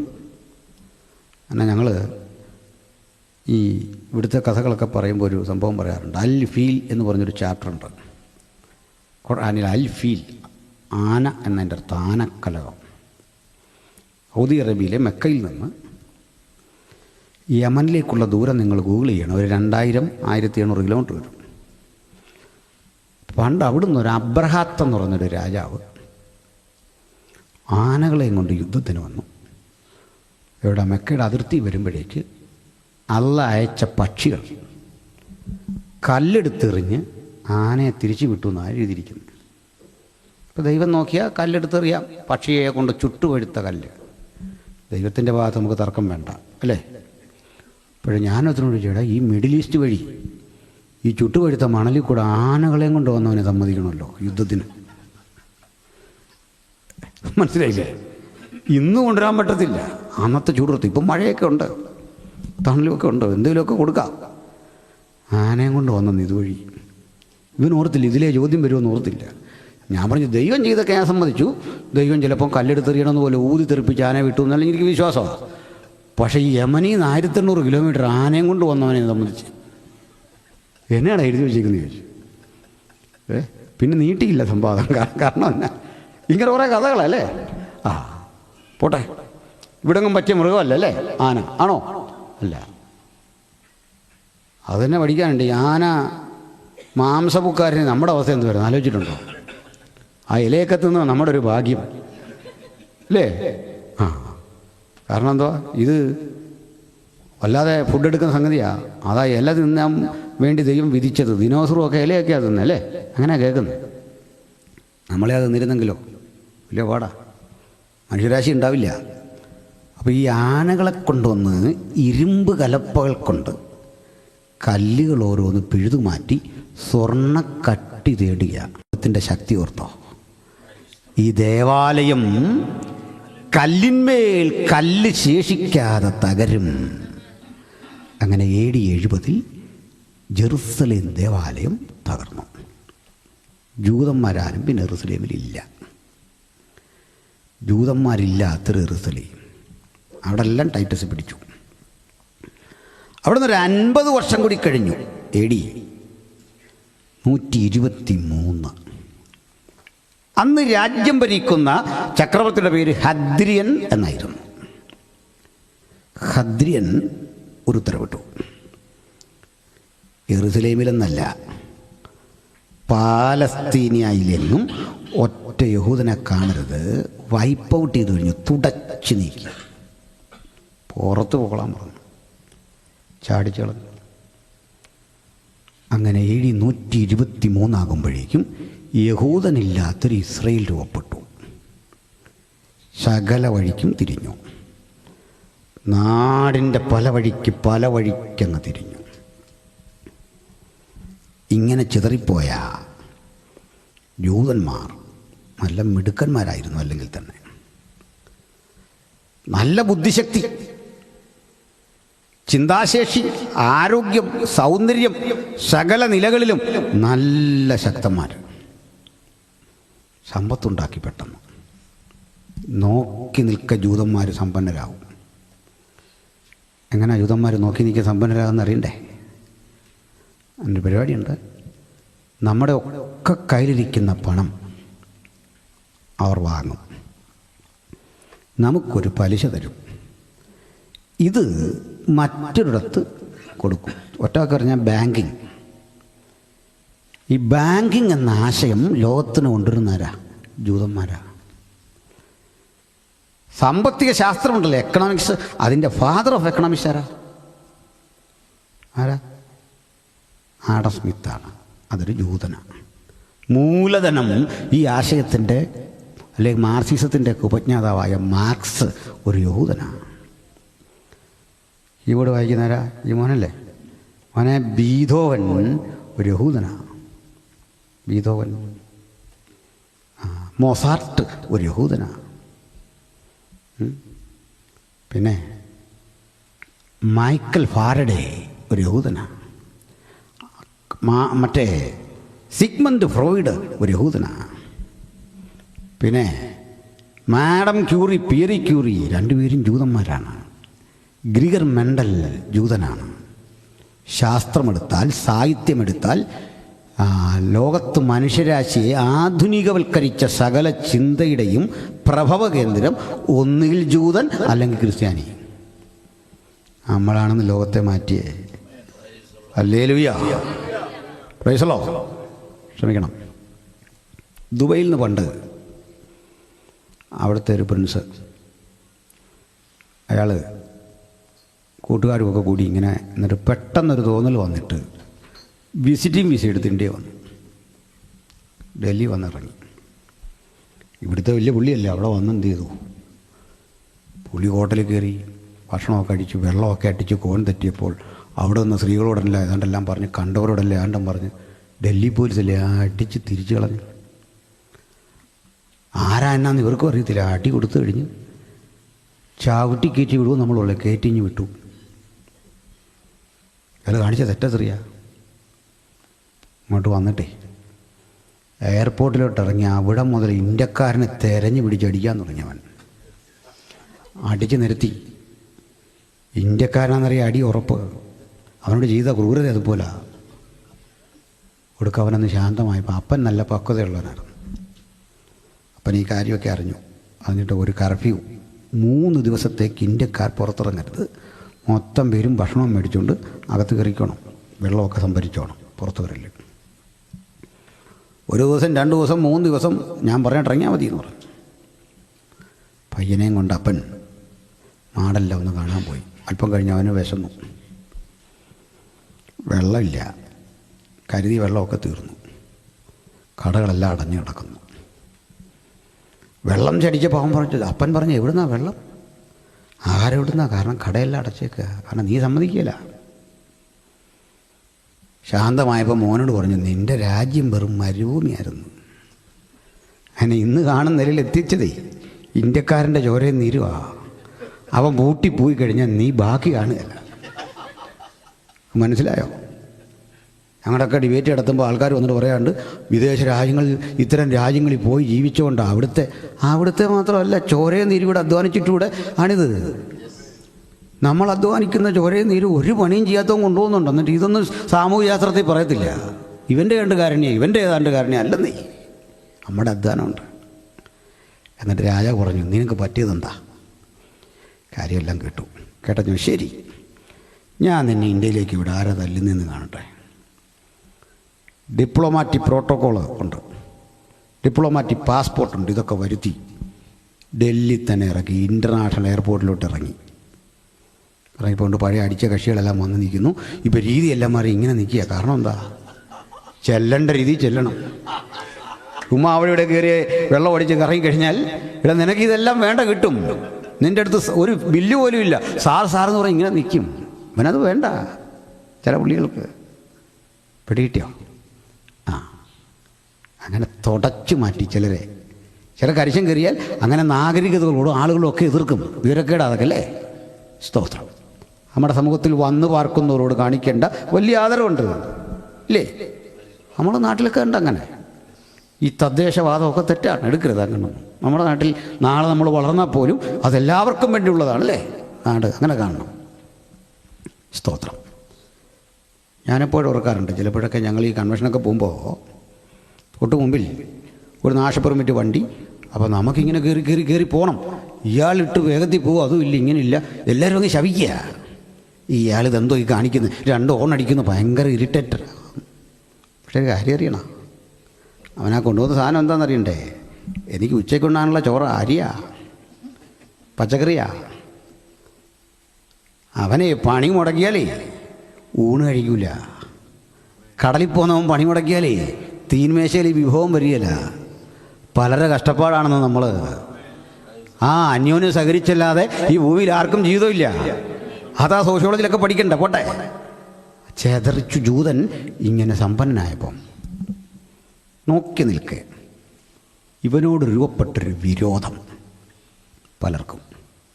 ഒക്കെ നമ്മളോടൊക്കെ ചിലർക്ക് കാണും. ഇവിടൊക്കെ ഒന്ന് അധ്വാനിച്ച് അല്ലേ? ഞാൻ ഇന്നലെ അത് പറഞ്ഞു. ഈ കഠിനാധ്വാനം എല്ലാം കഴിഞ്ഞ് നാട്ടിൽ ചെന്ന് നിങ്ങളൊരു വീട് വെച്ചു, അല്ലെ മോളെ കോളേജിൽ ചേർത്തു, സ്കൂളിൽ ചേർത്തു. ഞാൻ നിരന്തരം ഇവിടെയൊക്കെ വരുന്നൊരാൾ, ഇവിടെ അങ്ങനെ ആദ്യമാണ് വരുന്നൊരാൾ എന്നുള്ള നിലയിൽ എനിക്ക് കുറേ മനുഷ്യാവസ്ഥ അറിയാം. പക്ഷേ ഇത് ഇഷ്ടമില്ലാത്ത മനുഷ്യരുണ്ട്. അവർക്ക് ഈ മനുഷ്യന് സഹിക്കുന്ന ത്യാഗത്തിൻ്റെ ഒരളവ് അറിയില്ല. ഒരളവ്. നിങ്ങളൊരു വീട് വെക്കുക, മക്കളുടെ സ്കൂളിൽ ചേർക്കുക, കോളേജിൽ ചേർക്കുക. ഇങ്ങനെ ഈ പാസുമാരെ പറ്റി ഞാനൊരിക്കൽ പറഞ്ഞു. മിക്കവാറും വരുന്നവരെല്ലാം പാസുമാർ അങ്ങനെ ഇങ്ങനെ എന്നൊക്കെ പറയും. ഞാനൊരിക്കൽ അച്ഛനോട് ചോദിച്ചാൽ ബർത്ത് സർട്ടിഫിക്കറ്റ് മേടിക്കാൻ പോയിട്ടുണ്ടോ? ഉണ്ട്. ഈ അക്ഷരത്തിൽ തിരുത്താൻ പോയിട്ടുണ്ടോ വില്ലേജിൽ? 100 ചോദ്യം ചോദിച്ചപ്പോൾ ഉണ്ടെന്ന് പറഞ്ഞു. 3 വർഷം കൂടുമ്പോൾ ഇത് ചെയ്യുന്നവൻ്റെ അവസ്ഥ അറിയാമെന്ന് ചോദിച്ചു. പാഴ്സനായി താമസിച്ചിട്ടേ ഇതെല്ലാം കെട്ടിപ്പൊക്കി അടുത്തടുത്ത് പോകണം. കുഞ്ഞുങ്ങൾ ആളുകളൊക്കെ ആയിട്ടൊന്ന് പരിചയപ്പെട്ട് വരുമ്പോഴേക്ക് അടുത്തടുത്ത് പോകണം, അവിടുന്ന് അടുത്തടുത്ത് പോകണം. അതൊരു ത്യാഗമാണ്. മിനിസ്ട്രി നന്നായി ചെയ്താലല്ലേ? അപ്പോൾ നമുക്ക് പരസ്പരം സഹകരിച്ചല്ലാതെ ഭൂമി മനോഹരമാവില്ല, ജീവിതം മനോഹരമാവില്ല, സമൂഹം നന്നാവില്ല. അതിലെല്ലാവരെയും കോൺട്രിബ്യൂഷൻ ഉണ്ട്. അതിനെ അക്സെപ്റ്റ് ചെയ്യാൻ പഠിക്കുക എന്നുള്ളതാണ്. ഹല്ലേലൂയ. ഇവിടെ ഏതൊരാളും പ്രധാനിയാണ്.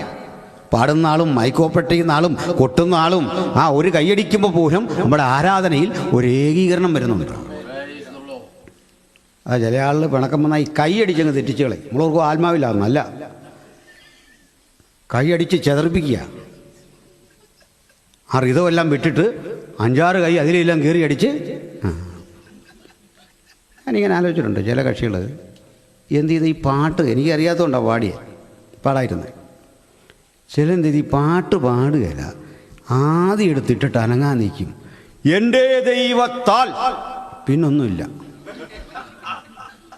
പാവപ്പെട്ട നമ്മളല്ലാതെ നിന്ന് നിശ്ചയമാനുഗ്രഹം എന്ന് പാടി പാടി പാടി ഒരു വരുവാകുമ്പം അടുത്ത ലൈൻ എടുത്ത് നമ്മുടെ മണ്ടയ്ക്കോട്ടിടും. ഇവൻ പിന്നെ മിണ്ടത്തില്ല. ഇങ്ങനെയൊന്നും പക്ഷിപ്പിടി ചെയ്യരുത്. പക്ഷേ പറഞ്ഞത് ശരിയല്ലേ? ഈ തടിയെടുത്ത് നമ്മളത് ഉള്ളോട്ട് വെച്ചിട്ട് നമ്മളിതുകൊണ്ട് നടക്കുക, മറ്റോ പുറകെ അനങ്ങാതെ വരികയാണ്. ശരിയല്ലേ? അങ്ങനല്ലത്. നമുക്ക് സഹകരിക്കണം. ചതറിപ്പോയവൻ സമ്പന്നനായപ്പം കണ്ടവനൊരു പിണക്ക്. അതിലേറ്റവും ശക്തമായി ജൂതനെ ഉപദ്രവിച്ച 2 രാജ്യങ്ങളുണ്ടായിരുന്നു. ഒന്ന് ജർമ്മനി, ഹിറ്റ്ലർ. 2 ഇറ്റലി, ബെനിറ്റോ മുസോളിനിയുടെ ഇറ്റലി. ജൂതനോട് കനത്ത വിരോധം. അവർ വലിയ ടോർച്ചർ ചെയ്യാൻ തുടങ്ങി.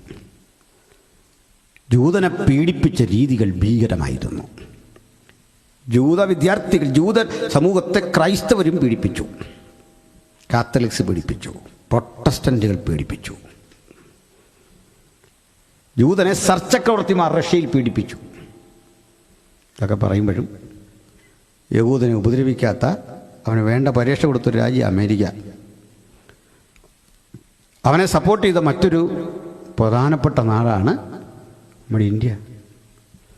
നിങ്ങളിപ്പോൾ ഇസ്രായേലിലൊക്കെ ചെന്നിട്ട് ഇന്ത്യ എന്നാന്ന് പറഞ്ഞാൽ അവർക്ക് ഭയങ്കര ഒരു സ്നേഹവും ബഹുമാനവും ഒക്കെയാണ്. നമ്മൾ പ്രൊട്ടക്റ്റ് ചെയ്തെന്നറിയാം. അത്ര സ്നേഹവും ആദരവും ഒക്കെ കാണിക്കും. ഒരു വിട്ടുവീഴ്ച അവർക്കുണ്ട്. ലോകം മുഴുവൻ ചെതറിയ ജൂതനെ കൈക്കൊണ്ടു നാട്ടിൽ. ബാക്കി പോയിടത്തെല്ലാം പീഡിപ്പിച്ചു. പീഡയുടെ ആധിക്യം കൊണ്ട് തകർന്നു തുടങ്ങിയ ജൂതന്മാർ, ഒറ്റപ്പെടുത്തപ്പെട്ട ജൂതന്മാർ, അവരുടെ കുട്ടികൾ കലാലയത്തിൽ ചേർന്നാൽ 1ാം സ്ഥാനം നേടിയാൽ പോലും അത് കൊടുക്കൂല. പറയും നിങ്ങൾ കോപ്പി അടിക്കും. കാരണം ബിക്കോസ് യു ആർ ജൂ. യേശുവിനെ ക്രൂശിച്ച ഇനമല്ലേ, അവനെ അവിടെ ഇരുത്തിക്കൂ. ശാപം എന്നും കേൾക്കുന്നത്.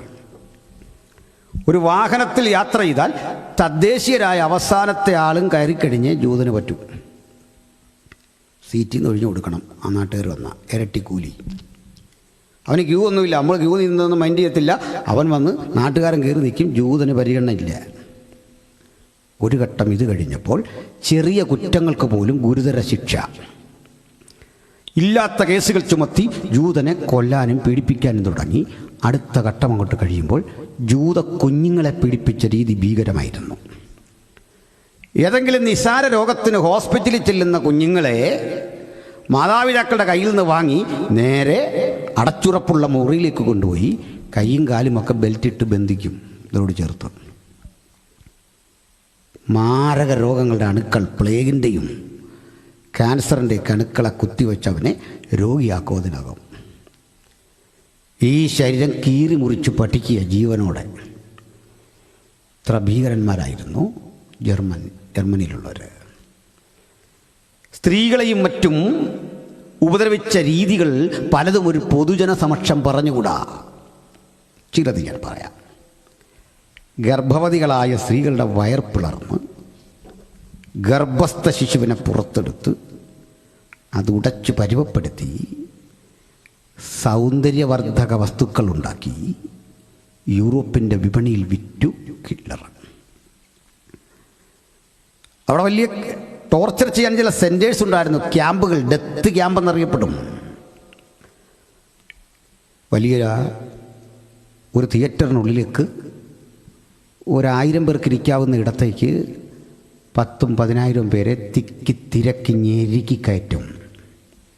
എല്ലാ കഥകളും അടച്ചിട്ട് ഒരു സുഷിരം മാത്രം തുറന്നിട്ട് അതിലൂടെ നീല നിറമുള്ള ഒരുതരം ഗുളികകൾ പുറത്തേക്കിട്ടു.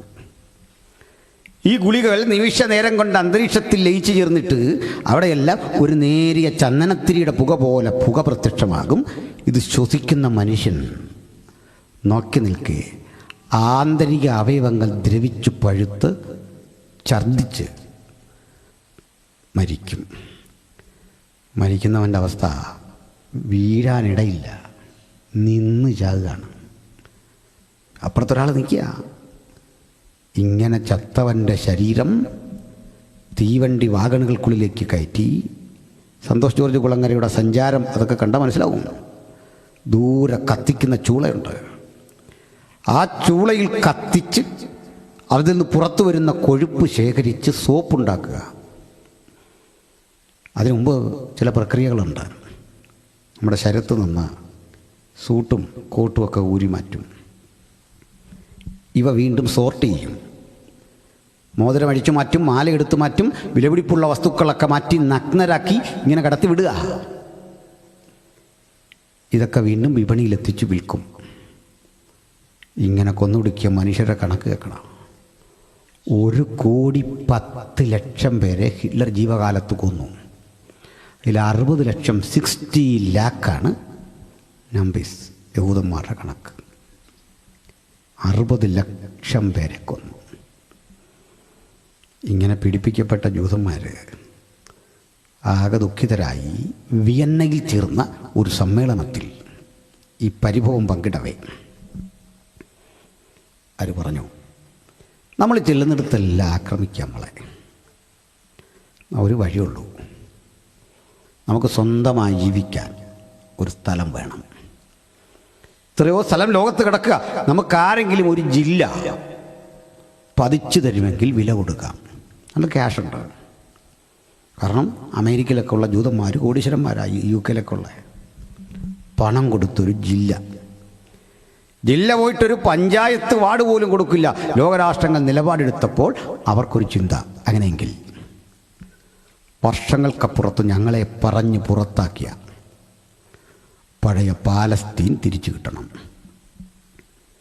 അന്ന് പാലസ്തീൻ തുർക്കികളുടെ കയ്യിലാണ്.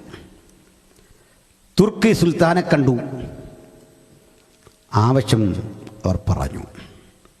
വിശാലമായ തുർക്കി സാമ്രാജ്യത്തിൻ്റെ അകത്ത് ഒരു 120 മൈൽ ചുറ്റളവ് വരുന്ന പാലസ്തീൻ എന്ന് നിങ്ങൾ വിളിക്കുന്ന ആ ഭൂമി ഞങ്ങൾക്ക് താ. വെറുതെ വേണ്ട, പണം തരാം. ഹുസൈൻ എന്നാണ് സുൽത്താൻ്റെ പേര്. ഹുസൈൻ പറഞ്ഞു, പണമൊന്നും വേണ്ട, സൗജന്യം തരും. പക്ഷെ ഒരു കാര്യം, നിങ്ങൾ ഒലിവുമല കണ്ടിട്ടുണ്ടോ? ഒലിവുമലയിൽ നിന്ന് വടക്കോട്ട് നോക്കുമ്പോൾ ഗലീലിയ തടാകം കണ്ടിട്ടുണ്ടോ? ഉണ്ട്. ആ തടാകം ലോപിച്ചൊഴുകുന്ന യോർദാൻ നദി കണ്ടിട്ടുണ്ടോ? ഉണ്ട്. അപ്പോൾ യോർദാൻ നദി എന്ന് പറഞ്ഞാൽ ഗലീലക്കടലിലെ വെള്ളമാണ്. ഈ വെള്ളം എന്നെങ്കിലും ഒരിക്കൽ ഒഴുകി ഒലിവുമലയുടെ മീതെ കയറുന്നൊരു കാലം വന്നാൽ അന്ന് തരാം. എന്താ മനസ്സിലായി? 100-800 അടിയുണ്ട്.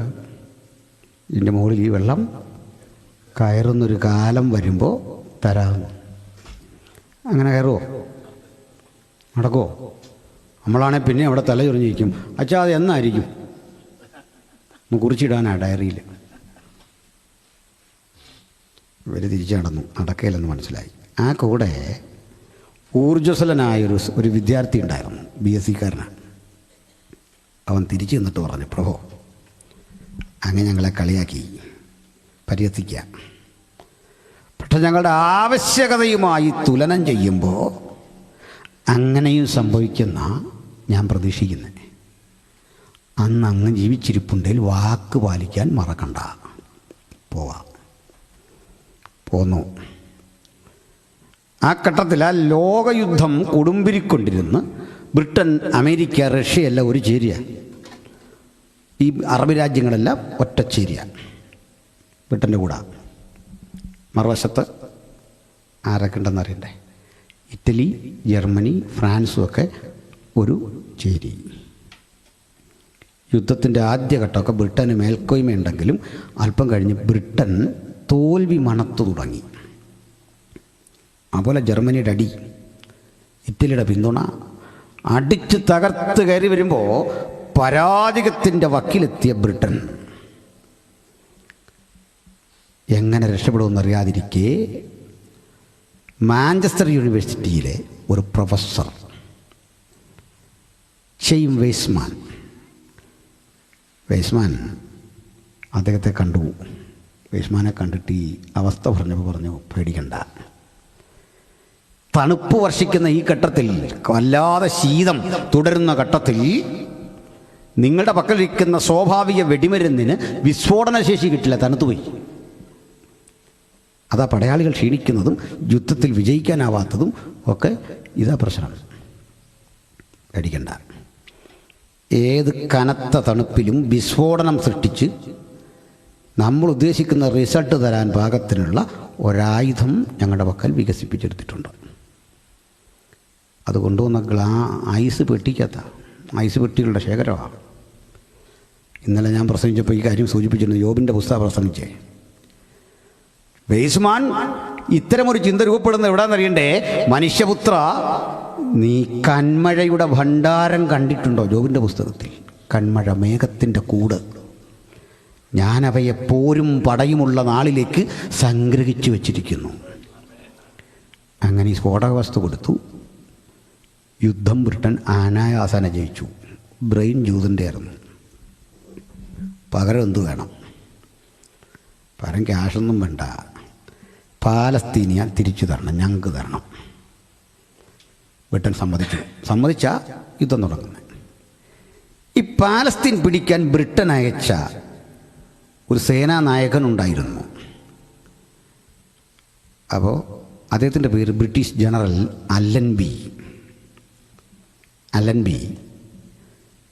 ഇവിടെ വന്നു.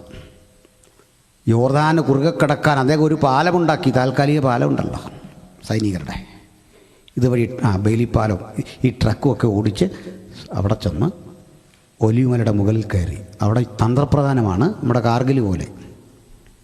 ഇങ്ങനെ കാണാം. നെബൂഖദ്നേസറും ഒക്കെ വന്ന് ഇവിടെ പിടിക്കാൻ കാരണം ഒലിവുമലയാണ്. തന്ത്രപ്രധാനമായി സ്ഥലം, യുദ്ധത്തിൽ ഭൂമിശാസ്ത്രപരമായ മുൻതൂക്കം കിട്ടുന്ന സ്ഥലമാണ്. ഇതിനെ അലക്സാണ്ടറും ഒക്കെ ഈ സ്ഥലം നോക്കിയാൽ വന്നേ.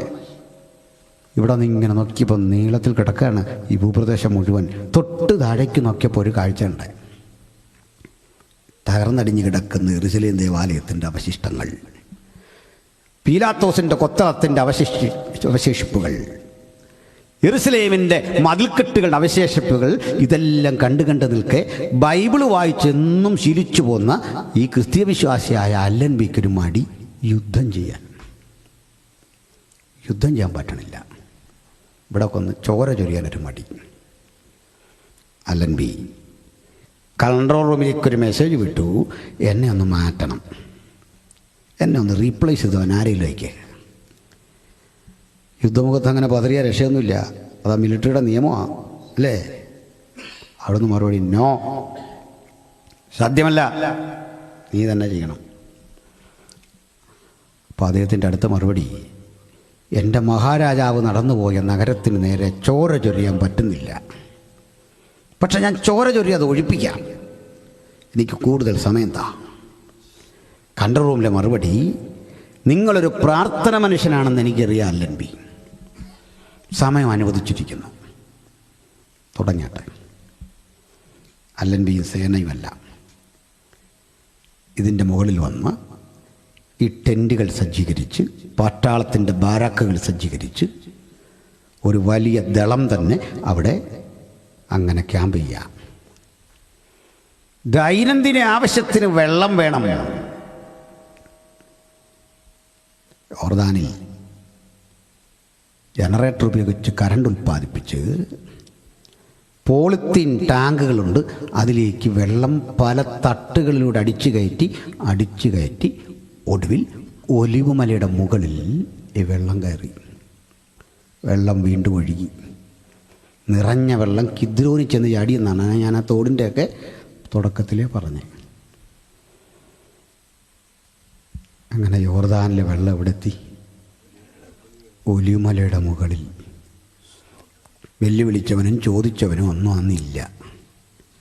പക്ഷെ വെല്ലുവിളി കേട്ടവൻ അത് നടപ്പിലാക്കി തരുമെങ്കിൽ ഈ യോഗത്തിൽ വന്നിരിക്കുന്ന ദൈവമക്കൾ ഈ വാഗ്ദത്തം മാത്രം ഓർത്താൽ മതി.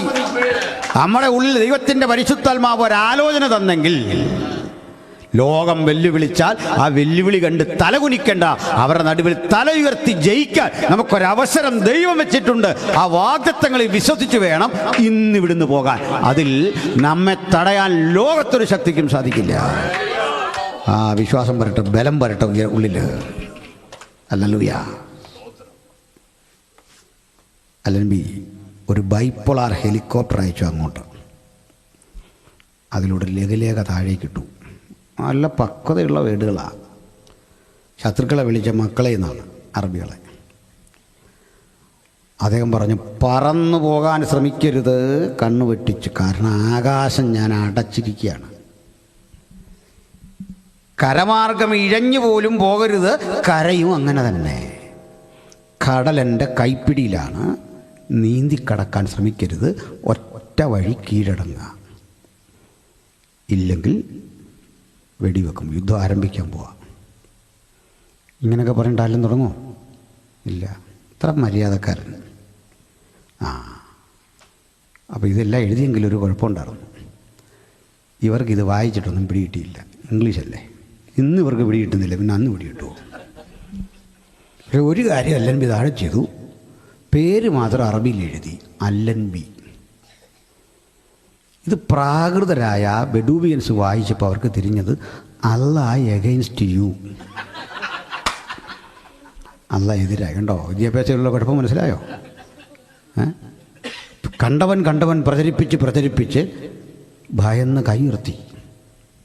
ഈ തക്കം നോക്കി ഒരാളെയും ഉപദ്രവിക്കാതെ രാജ്യം പിടിച്ചു. അലൻബിയുടെ സന്നാഹങ്ങൾ അറിഞ്ഞിട്ട് അമേരിക്ക അയച്ചു കൊടുത്ത സഖ്യസേനയുടെ ഒരു വിമാനം വന്ന് തൽസമയത്ത് ഇങ്ങനെ പറക്കുക, ക്ലോക്ക് വൈസിൽ. റഷ്യയുടെ സഹായക വിമാനവും വന്നു, അത് ആൻറ്റി ക്ലോക്ക് വൈസിൽ പറക്കുക. രണ്ടും തിരിഞ്ഞും മറിഞ്ഞും പറക്കുക. അലൻബിയുടെ ഫ്ലൈറ്റ് ഇങ്ങനെ പറക്കുക. ചുരുക്കി പറഞ്ഞാൽ ഏതാനും നിമിഷങ്ങൾ അന്തരീക്ഷം മുഴുവൻ ഈ ഫ്ലൈറ്റുകളുടെ ശബ്ദം, അന്നത്തെ ഹെലികോപ്റ്ററുകളുടെ ശബ്ദം. അപ്പോഴാ പ്രവാചകൻ പറഞ്ഞ മറ്റൊരു വചനം, അന്നാളിൽ പക്ഷി ചുറ്റിപ്പറന്ന് കാക്കും പോലെ ഞാൻ യെരൂശലേമിനെ കാത്തുകൊള്ളും. അവളെ തൊടുന്നവർക്കൊക്കെ അവൾ ഭാരമുള്ളൊരു കല്ലാകും. ഹല്ലേലൂയ. ഇങ്ങനെയൊക്കെ എഴുതിയ പുസ്തകം കൊണ്ടാണ് നമ്മളിത് എഴുതി നടക്കുന്നത്. ഹല്ലേലൂയ. ഇതുപോലൊരു ഗ്രന്ഥം ഉലകത്തിലില്ല. കാലത്തെ മുഴുവൻ മാറ്റിമറിച്ച, ചരിത്രത്തെ മുഴുവൻ സ്തംഭിപ്പിച്ച അത്ഭുതങ്ങളുടെ സമാഹാരമാണ് ഈ പുസ്തകമെങ്കിൽ നമുക്ക് വേണ്ടിയും പ്രവർത്തിക്കാൻ ഈ വചനത്തിന് ജീവനുണ്ട്. ഈ വചനം അതിൻ്റെ പ്രവൃത്തി ചെയ്യും. ആർക്കും തടയാൻ കഴിയാത്ത ആ പ്രവൃത്തിക്ക് നമ്മൾ ഇന്നിവിടെ വന്നിരിക്കുന്നത്. അതുകൊണ്ട് ആത്മാർത്ഥമായി ഇത് ആര് വിശ്വസിക്കും? ഏത് തടസ്സങ്ങളെയും അത് നീക്കും. ഈ ദൈവത്തിൻ്റെ വചനം നമുക്ക് അത്ഭുതമാണ്, അത് നമുക്ക് വിടുതലാണ്, അത് നമുക്ക് രോഗശാന്തിയാണ്, മാരക രോഗങ്ങളുടെ മീതെ ജയമാണ്. കാരണം നസ്രായനായ യേശുവിൻ്റെ രക്തത്താൽ വിലക്ക് വാങ്ങപ്പെട്ട നമുക്കൊരു കാര്യമറിയാം, അതും ഇതിലെ വാഗ്ദത്തം ജയമെടുക്കുവാൻ ദൈവമക്കൾ അടുത്ത് ചെല്ലണം, ദൈവകൃപ തൊട്ടാസ്വദിക്കണം. ആമേൻ. അങ്ങനെ രാജ്യം കിട്ടി. ഇതൊക്കെ വേർതിരിച്ച് യൂതന് കൊടുക്കാൻ ശ്രമിച്ചെങ്കിലും അറബി രാജ്യങ്ങൾ സമ്മതിക്കാതായി. അത് പറ്റിയല്ല. റഷ്യയും എണ്ണയുടെ രാഷ്ട്രീയം അത് വെച്ച് അവരും എതിർത്തു. സാഹിബ് പറഞ്ഞും പോയി, എന്തു ചെയ്യും? അവസാനം സർ ആർതർ ബാൽഫർ എന്ന ബ്രിട്ടീഷ് പ്രധാനമന്ത്രി ഒരു ഉത്തരവിട്ടു. സ്ഥലം തരില്ല, പക്ഷേ നിങ്ങൾക്ക് തിരിച്ചിവിടെ വരാം. അതിനുള്ള പെർമിറ്റ് ഓരോ രാജ്യങ്ങളിൽ നിന്നും നിങ്ങൾ ജൂതന്മാരാണെന്ന് സ്ഥാപിക്കുന്ന പേപ്പറുമായിട്ട് ഇനി പോരാ, ഇവിടെ വന്ന് താമസിക്കാം. സ്ഥലം വില കൊടുത്ത് വാങ്ങി താമസിച്ചോണം. അതിന് ക്യാഷുണ്ട്. അത്രയ്ക്കെങ്കിൽ അത്രയ്ക്ക്. അങ്ങനെ ജൂതന്മാർ 1914 ഫസ്റ്റ് വേൾഡ് വാറിന് ശേഷം തിരിച്ച് രാജ്യത്തേക്ക് മടങ്ങി വന്നു. മടങ്ങി വരുമ്പോൾ അടുത്ത വിഷയം, അറബ് രാജ്യങ്ങളെല്ലാവരും പറഞ്ഞു ഇനി ഇവിടെ ഉള്ളവനെ വിടരുത്, കാരണം ഇവർക്ക് പോപ്പുലേഷൻ അവിടെ ചെന്ന് കൂടിക്കഴിഞ്ഞാൽ അത് അവിടുത്തുകാർക്ക് പ്രയാസം, നമ്മുടെ സഹോദരന്മാർക്ക് പ്രശ്നമാണ്, ഇവിടെ കിടന്നുവൻ ചാകട്ടെ. അങ്ങനെ ഈജിപ്റ്റ്, അറബ് രാജ്യങ്ങൾ, യൂറോപ്യൻ രാജ്യങ്ങൾ പലതും ഈ തീരുമാനമെടുത്തപ്പോൾ നമ്മുടെ ഇന്ത്യ പറഞ്ഞു നിങ്ങൾ പോകണമെന്ന് ഞങ്ങൾക്കില്ല. നിങ്ങൾക്ക് പോയേ പറ്റുമെന്നുണ്ടെങ്കിൽ പോകൂ. എപ്പോഴും ഇവിടെ വരണം. ഇത് നിങ്ങളുടെ ഹോം ലാൻഡാണ്. നമ്മുടെ ബന്ധമെന്ന് നിലനിൽക്കണം. അങ്ങനെ ദുഃഖത്തോടാണ് അവരെ നമ്മൾ ഇങ്ങോട്ട് വിടുന്നത്. അമേരിക്ക എന്താ ചെയ്തിട്ടുണ്ടേ, നിങ്ങൾക്ക് പ്രത്യേകിച്ച് വിസയൊന്നും വേണ്ട, എപ്പോഴും ഇവിടെ വരാം. അത് ഓൺ അറൈവൽ വിസയാണ്. ജൂതന് ഏത് എയർപോർട്ടിൽ ചെന്നാലും അമേരിക്കയിൽ പോകണമെങ്കിൽ നമ്മൾ ടിക്കറ്റ് എടുത്ത് അടുത്ത സ്റ്റേറ്റിലോട്ട് പോകുന്നു, അടുത്ത ബസ്സിൽ കയറി പോകുന്ന പോലെ അവർക്ക് പോകാം. ജൂയിഷ് പാസ്പോർട്ട് വെച്ച് വരാൻ പോകാം. അപ്പോൾ ഈ 2 സ്ഥലങ്ങളിലേക്ക് പോയാൽ ജൂതന് തിരിച്ചു ചെല്ലാൻ സംഗതി എളുപ്പം. ബാക്കി രാജ്യങ്ങൾ എളുപ്പമല്ലെന്നല്ല, ചിലർ വിടത്തില്ല. കാര്യം മനസ്സിലായല്ലോ? യെശയ്യാവിൻ്റെ പ്രവചനത്തിൽ ഇപ്പോൾ വായിച്ച ഭാഗത്തെ ഭാഷയുടെ സവിശേഷത നിങ്ങൾ പഠിക്കണം. ഞാൻ നിന്റെ സന്തതി ചിതറിക്കിടക്കുന്ന നിന്നെ കിഴക്ക് നിന്ന് വരുത്തും. ഭാഷ വളരെ സ്മൂത്താ, സോഫ്റ്റാ, വരുത്താൻ എളുപ്പമാണ്. കിഴക്കെന്ന് പറഞ്ഞാൽ ഇന്ത്യ ഉൾപ്പെടെയുള്ള കിഴക്കൻ രാജ്യങ്ങളാണ്. അവിടുന്ന് കൊണ്ടുവരാൻ ബുദ്ധിമുട്ടില്ലെന്ന് വരുത്തും. വന്നാട്ടെ, ഇത്ര ഉള്ളൂ. പടിഞ്ഞാറ് നിന്ന് ശേഖരിക്കും. അമേരിക്ക നിന്ന് കൊണ്ടുവരാനും എളുപ്പമാണ്. വടക്കേ സ്ഥിതി അതല്ല, ജർമ്മനിയാ, വിടൂല. ദൈവാത്മാവിൻ്റെ ഭാഷ കനത്തു. ഞാൻ വടക്കിനോട് പറയും തരിക. കണ്ടോ വചനത്തിൻ്റെ ശക്തിയുടെ ആ ശബ്ദത്തിൻ്റെ ഗ്രാവിറ്റി ശ്രദ്ധിക്കുക. ഞാൻ വടക്കിനോട് പറയും തരിക. ഈജിപ്തും സുഡാനും അറബി രാജ്യങ്ങളും അടക്കമുള്ള തെക്കൻ രാജ്യങ്ങളോട്, ഇസ്രയേൽ നോക്കിയാൽ തെക്കൻ രാജ്യങ്ങളോട് ദൈവത്തിൻ്റെ ഭാഷ കനത്തു. ഞാൻ തെക്കിനോട് പറയും തടുത്തു വെക്കരുത്. ഇങ്ങനെ ശേഖരിച്ച നിഹതന്മാരാണ് ഇന്നൊരു സൈന്യമായി അവിടെ വളർന്നു നിൽക്കുന്നത്, ഒരു സേനയായി അവിടെ വളർന്നു നിൽക്കുന്നതെങ്കിൽ ഈ പുസ്തകം ചെറുതായിരിക്കാം. ഞാൻ നിങ്ങളും കൊണ്ടു നടക്കുമ്പോൾ ഇതിൻ്റെ ഗൗരവം നാട്ടുകാരന് മനസ്സിലാകില്ല എന്ന് വരാം. പക്ഷെ ഒരു ദേശത്തെ മുഴുവൻ ഇങ്ങനെ മാറ്റിമറിച്ച അത്ഭുത സംഭവങ്ങളുടെ പരമ്പരയാ ഈ പുസ്തകം മുഴുവൻ ഇരിക്കുന്നതെങ്കിൽ എൻ്റെ പ്രിയപ്പെട്ട ദൈവവേദങ്ങളെ, ഇവിടെ ദൈവത്തെ ആരാധിക്കുമ്പോഴും പാടുമ്പോഴും പ്രാർത്ഥിക്കുമ്പോഴും ഒരു ഭാരവും വേണ്ട. ദൈവം ഈ ദേശത്തെയും മാറ്റും. യഹോവ സ്ഥിതി മാറ്റും. ദൈവമക്കൾ പ്രാർത്ഥിക്കുന്ന ആരാധിക്കുന്ന ദൈവത്തിൻ്റെ ജനത്തിന് നേരെ വിടുതലിൻ്റെ വഴിത്താരകൾ ദൈവം സൃഷ്ടിച്ചിട്ടുണ്ടെങ്കിൽ ഈ പുസ്തകം വാഗ്ദത്തങ്ങളുടെ സമാഹാരമാണ്. ഹല്ലേലൂയ. പിന്നൊരു കാര്യം, എതിർക്കുന്നിടത്ത് നമുക്കൊരു സന്തോഷം. എനിക്കൊരു നാട്ടിൽ ഭയങ്കര എതിർപ്പാണ്. അതിൻ്റെ ഗുണവും കണ്ടു തുടങ്ങി. കാരണം ഞാൻ ചെല്ലുന്നിടത്ത് ഒരു 4-5 വണ്ടി പോലീസ്. ആൾക്കാരോടെന്ന് പറയുമ്പോൾ ഞാൻ പറഞ്ഞിടെ ലോകത്ത് ക്ഷണിച്ചാൽ പോലീസ് വരുമോ യോഗം കേൾക്കാൻ? അവരോടെ നിന്ന് കേൾക്കട്ടെന്ന് പറഞ്ഞു. നമ്മൾ കാശ് കൊടുക്കാമെന്ന് പറഞ്ഞാൽ ഇമാര് വരികയില്ല. ഇവിടെ വന്നിങ്ങനെ ചുറ്റും നിൽക്കുക. എനിക്ക് വലിയ സന്തോഷമാണ്. ഇപ്പം മുഖ്യമന്ത്രി കഴിഞ്ഞാൽ പിന്നെ ഇത്രയും പോലീസുമായിട്ട് യാത്ര. കേരള മുഖ്യമന്ത്രി കഴിഞ്ഞാൽ പിന്നെ നമ്മളിവിടെ പോലീസ് അധികം ഇങ്ങനെ അതിലെല്ലാം പോവാ. ചുരുക്കി പറഞ്ഞു കഴിഞ്ഞാൽ ഇതുകൂടാതെ ഇവിടെ ഏതാണ്ട് വിഷയം നടക്കുമെന്നൊരു കാണാൻ വരുന്നവനുണ്ട്. ഇവിടെ ഒരു അടി നടക്കും, പ്രശ്നം നടക്കാൻ പോകാമെന്ന് പറഞ്ഞ് വരുന്നുണ്ട്. അത് നമുക്ക് ഗുണം ചെയ്തെന്ന്. കാരണം എന്നെയും പ്രതീക്ഷിച്ച് അവരിങ്ങനെ ഇരിക്കുക. ഞാൻ വേറെ വഴിയിലൂടെ കയറി പ്രസവം കഴിഞ്ഞ് അവിടുന്ന് പോകാനൊക്കെ ഉള്ള ടെക്നിക്ക് നമുക്കുണ്ട്. ഇനി പോയില്ലേലും കുഴപ്പമില്ല, പോയില്ലേലും കുഴപ്പമില്ല. സ്തോത്രം. ഈ നമ്മുടെ നാട്ടിലൊക്കെ ഒരു പരിപാടിയുണ്ട്. കോടതിയും പോലീസൊക്കെ പിടിച്ച് കഴിഞ്ഞാൽ മയങ്ങിയൊരു വീഴ്ച. PC ജോർജ് ഒക്കെ ഉണ്ടല്ലോ, വീണ് ബോധം കിട്ടുക. ഞാനെടുത്തോണ്ട് പക്ഷേ അങ്ങനെ വീടുന്ന ജനം തല്ലുത്. നീ അങ്ങ് കൊണ്ടുകൊള്ളാൻ പറഞ്ഞു. കൊല്ലുവോ തിന്നുവോ പോസ്റ്റ്മോർട്ടം നടത്തുവോ എന്നാ വെള്ളം ചുതളാൻ പറഞ്ഞു. നമ്മളേ ഒരുങ്ങിക്കഴിഞ്ഞാൽ ഒരു കാര്യം മനസ്സിലാക്കിക്കൊള്ളണം. നമ്മൾ നിൽക്കുക നമ്മുടെ ശക്തിയിലല്ല. ഈ ശിംശോൻ്റെ അടുത്ത് ഒരുതം വന്നിട്ട് ചോദിക്കുന്നുണ്ട്, നിന്റെ മഹാശക്തി ഏതിലാകുന്നു? ഏതിനാൽ നിന്നെ ഓതുകാം? പറഞ്ഞു കൊടുക്കരുത് അവൻ നമ്മുടെ ശക്തി എന്താ പറയരുത്. ഞാൻ എൻ്റെ കൂടെ ഒരു ദിവസം ഉണ്ടാകും. ചിലക്കെല്ലാം അറിയാം, ഇന്ത്യ മുഴുവൻ പുള്ളി സൈക്കിളിൽ യാത്ര ചെയ്തൊരു മനുഷ്യൻ. അപ്പോൾ അവർ ഉപദേശിയാണ്, സൈക്കിൾ ഉപദേശി എന്നൊക്കെ ആൾക്കാർ വിളിക്കുന്നത്. എൻ്റെ കൂടെ ഒരു യോഗത്തിന് പുള്ളി വന്നു. പാവം മനുഷ്യൻ. പുള്ളി എൻ്റെ അപ്പുറത്തിരിക്കുക. ഞാൻ വണ്ടി ഓടിച്ചുകൊണ്ട് വരികയാണ്. ഞങ്ങളിങ്ങനെ ഫോൺ വിളിക്കാൻ വണ്ടി കൊണ്ട് സൈഡിൽ നിർത്തി ഒരു കുടിയം വന്ന് ഭയങ്കര അലമ്പ്, ഭയങ്കര ബഹളം. ഞാനെടുക്കുക ഈ കുടിയനോട് വെച്ചിട്ടാ, ഈ ഇരിക്കുന്ന ആരാ നിനക്കറിയാമെന്ന് ചോദിച്ചു. ഇവനാപ്പാടെ നോക്കിയിട്ട്, എൻ്റെ സാറേ ഉപദ്രവിക്കല്ലേ എന്നായി, ഒന്നും ചെയ്യരുതേ എന്ന് പറയാം. അവൻ ഈ മാറി ഞാൻ വണ്ടി എടുത്തോണ്ട് പോരുമ്പോൾ ആ പുള്ളി എന്നോട് ചോദിക്കുക, സാറേ ആ പുള്ളി ഞാൻ ആരാന്നാ ഓർത്തേത്? ഞാൻ പറഞ്ഞാ ഇതുപോലെ എനിക്കറിയോ? എനിക്കൊന്നും അറിയില്ല. ആരാന്നോ വല്ലതും നമുക്കറിയോ? അവനെന്താ ഓർത്തെന്ന് എനിക്കറിയില്ല. അവനൊന്ന് മാറുക എന്നുള്ള നമ്മുടെ ലക്ഷ്യം. അതൊരു സത്യമാണ്. കാരണം നമ്മുടെ കൂടെയുള്ള ആരാന്ന് ഓർത്താൽ മതി അല്ലേ? ഇവൻ നമ്മുടെ സൈന്യത്തിൻ്റെ ശക്തി അറിയത്തില്ല, നമ്മൾ ആരാന്നറിയത്തില്ല. അത്രയൊന്നും പേടിക്കല്ല. കൗണ്ടറിലൊക്കെ നിൽക്കുമ്പോൾ അത്രയൊന്നും പേടിക്കരുത്. എന്നെ 1 മണിക്കൂറൂടെ നിർത്തി. ഞാൻ നിസ്സംഗതയോടെ അവിടെ നിന്ന്, നിങ്ങൾ ഇടുകയോ എന്നാന്ന് വെച്ചാൽ ചെയ്യുക എന്നുള്ള അർത്ഥത്തിൽ ഇത് പറഞ്ഞൊന്നുമില്ല. അങ്ങനെ ആ മോശമല്ലേ?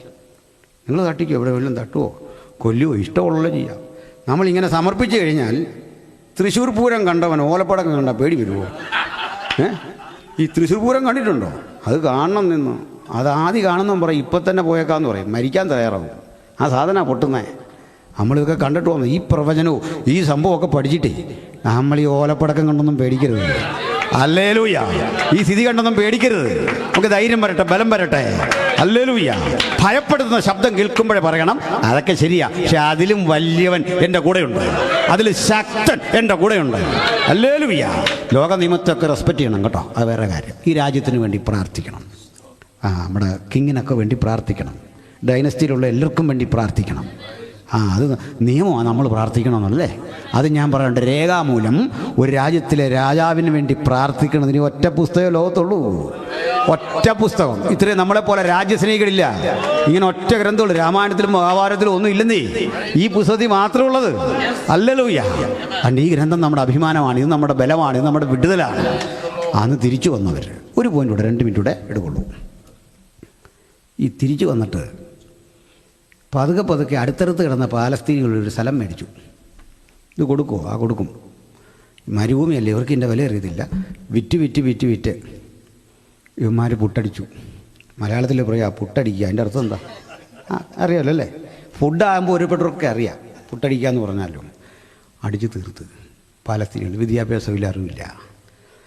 അങ്ങനെ വരാനുള്ളവരെ കയറി വരാൻ ഇവരെ പണവും കൊടുത്തു. അങ്ങനെ ജൂതന്മാർ ആളുകളെ കൊണ്ടുവന്നു. എന്നിട്ടടുത്തത് 3 കുഞ്ഞുങ്ങൾക്ക് ജന്മം കൊടുക്കുന്ന അമ്മമാർക്ക് അതിൽ കൂടുതലായാൽ അവാർഡ് കൂടുതൽ. നമുക്ക് മാത്രമേ അറിയില്ല മക്കളുണ്ടാകുന്നൊരു അനുഗ്രഹം കേട്ടോ. സ്തോത്രം. നമുക്കൊന്നും കുട്ടികളില്ല, കുറവാണ്. നമുക്ക് നാട്ടിൽ പോപ്പുലേഷൻ കുറഞ്ഞു. വെറുതെ വീടും വെച്ചിട്ടിരിക്കുക. കുഞ്ഞുങ്ങളുണ്ടാകണം. മനസ്സിലായോ? ദാരിദ്ര്യമുള്ള കാലത്ത് നമ്മൾ 5-8 മക്കളായിരുന്നു. ഇന്ന് അതൊക്കെ മാറ്റിയപ്പം മക്കളില്ലെന്ന്. കല്യാണമൊക്കെ കഴിപ്പിക്കുമ്പോൾ പാസ്റ്റർമാരിത് പറയണം, തലമുറ വേണം, കുഞ്ഞുങ്ങൾ വേണം. വേണ്ടേ? പണ്ടെന്തോ ഒരു കുറഞ്ഞ കാര്യം പോലെ. പക്ഷേ ഇന്നും രാജ്യത്തിന് മനസ്സിലായി ഇതൊക്കെ എന്താ റിസോഴ്സസ് ആണ് മക്കൾ. ഹല്ലേലൂയ. സ്തോത്രം. അപ്പോഴേ ഞങ്ങൾ 5 പേരാണ്. എൻ്റെയൊക്കെ സന്തോഷം. ഞങ്ങൾ ഈ 5 പേരും ഞങ്ങളുടെ മക്കളും കൊച്ചുമക്കളും ഒക്കെ ഒന്ന് കൂടുമ്പോൾ ഭയങ്കര സന്തോഷമാണ്.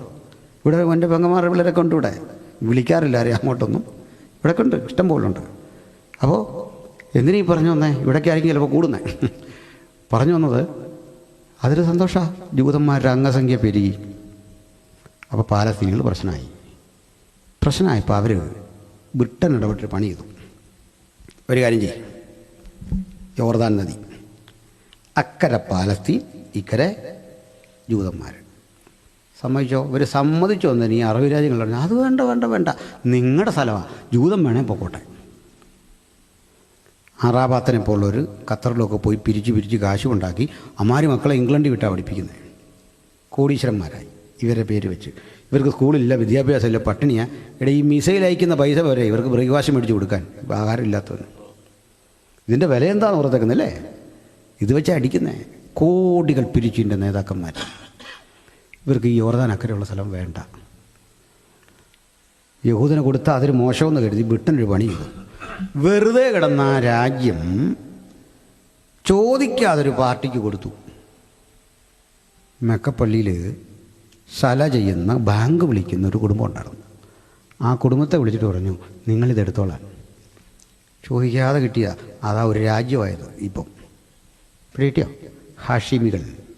അതാണ് ഹാഷിമൈറ്റ് കിങ്ഡം ഓഫ് അമാൻ എന്നാണ് എൻ്റെ പേര്. നിങ്ങൾ വല്ലതും പഠിച്ചു വെച്ചിരിക്കുന്ന ജനുസ് അല്ല ഇത് കേട്ടോ. അബ്രാഹിമിക് സ്റ്റോക്ക് അല്ല. എന്താണെന്നറിയണ്ടേ? അമാൻ എന്ന് പറഞ്ഞാൽ ആരാന്നറിയോ? അല്ല, കക്ഷി ആരാന്നറിയോ? നമ്മുടെ അമോന്യരുടെ അപ്പനാരാന്ന് ഓർക്കാൻ എളുപ്പമുണ്ട്. അപ്പനും വല്യപ്പനും ഒരാളാണ്. മനസ്സിലായോ? ഭാഷക്ക് മനസ്സിലായോ? അപ്പനും വല്യപ്പനും ഒരാളാണ്. അത് മനസ്സിലാക്കാതിരിക്കുക നല്ലത്. പോട്ടെ, ഇതൊന്നും സംശയമായിട്ട് ഇങ്ങോട്ട് എഴുതിയും വിടണ്ട. ആ ഒരു കാര്യം മനസ്സിലായില്ലെന്ന് പറഞ്ഞു. കണ്ടോ, യാതൊരു മൊറാലിറ്റി ഇല്ലാത്ത, അത് തന്നെയാണ് നിങ്ങൾക്ക് ഇവിടെ കാണാൻ പറ്റുന്ന പല കാര്യം. നമ്മളൊക്കെ വന്ന ശേഷം ഇവനും വിളിവുണ്ടായത്, ബോധം ഉണ്ടായത്. പിടിയോ സംഗതി മനസ്സിലായി. ലോകത്തിൻ്റെ കൊച്ചുമക്കളാണ് ഈ കക്ഷികളല്ല. ചുരുക്കി പറഞ്ഞാൽ ആ രാജ്യം അവിടെ കിടക്കുക. പക്ഷേ ഇസ്രായേൽ എന്താ ഇപ്പോൾ ചെയ്യുന്നറിയണ്ടേ? അവനൊരു വിസ്തീർണ ദൈവം പറഞ്ഞിട്ടുണ്ടോ വചനത്തിൽ, നിനക്കും നിൻ്റെ ജനതയ്ക്കും മിസ്രൈമിൻ്റെ നദിയായ നൈൽ മുതൽ, നൈലിൻ്റെ തീരം മുതൽ ഇടവരെയാണെന്നറിയണ്ടേ, ഇറാഖിൻ്റെ പാതി യൂഫ്രട്ടീസ് മഹാനദിയുടെ തീരം വരെ ഞാൻ നിനക്കും നിൻ്റെ സന്തതിക്കും തന്നിരിക്കുന്നു. കണ്ടോ ലോകരാഷ്ട്രത്തിൽ ഇനി വരാൻ വരുന്ന മാറ്റം. അപ്പോൾ അവരുടെ ആ റീഗാദറിങ്ങിൻ്റെ ഘട്ടം മനസ്സിലായോ? അതാ പ്രവാചകൻ എഴുതിയത്. ഞാൻ കിഴക്ക് നിന്ന് വരുത്തും, പടിഞ്ഞാറ് നിന്ന് ശേഖരിക്കും, ഞാൻ വടക്കിനോട് പറയും തരിക, തെക്കിനോട് പറയും തടുത്തു വെക്കരുത്. ദൈവം ഇന്ന് പകൽ നമ്മളെ ഈ വചനങ്ങൾ കൊണ്ട് അനുഗ്രഹിക്കട്ടെ. ഇതിന് ശേഷം ചോദ്യത്തിനൊക്കെ ഉത്തരം പറയാം. എത്ര നേരം വേണേലും നിൽക്കാം, ഒരു കുഴപ്പമില്ല. 10 കണക്ക് കൂട്ടണ്ട, നിങ്ങൾ പോകുന്ന കണക്ക്.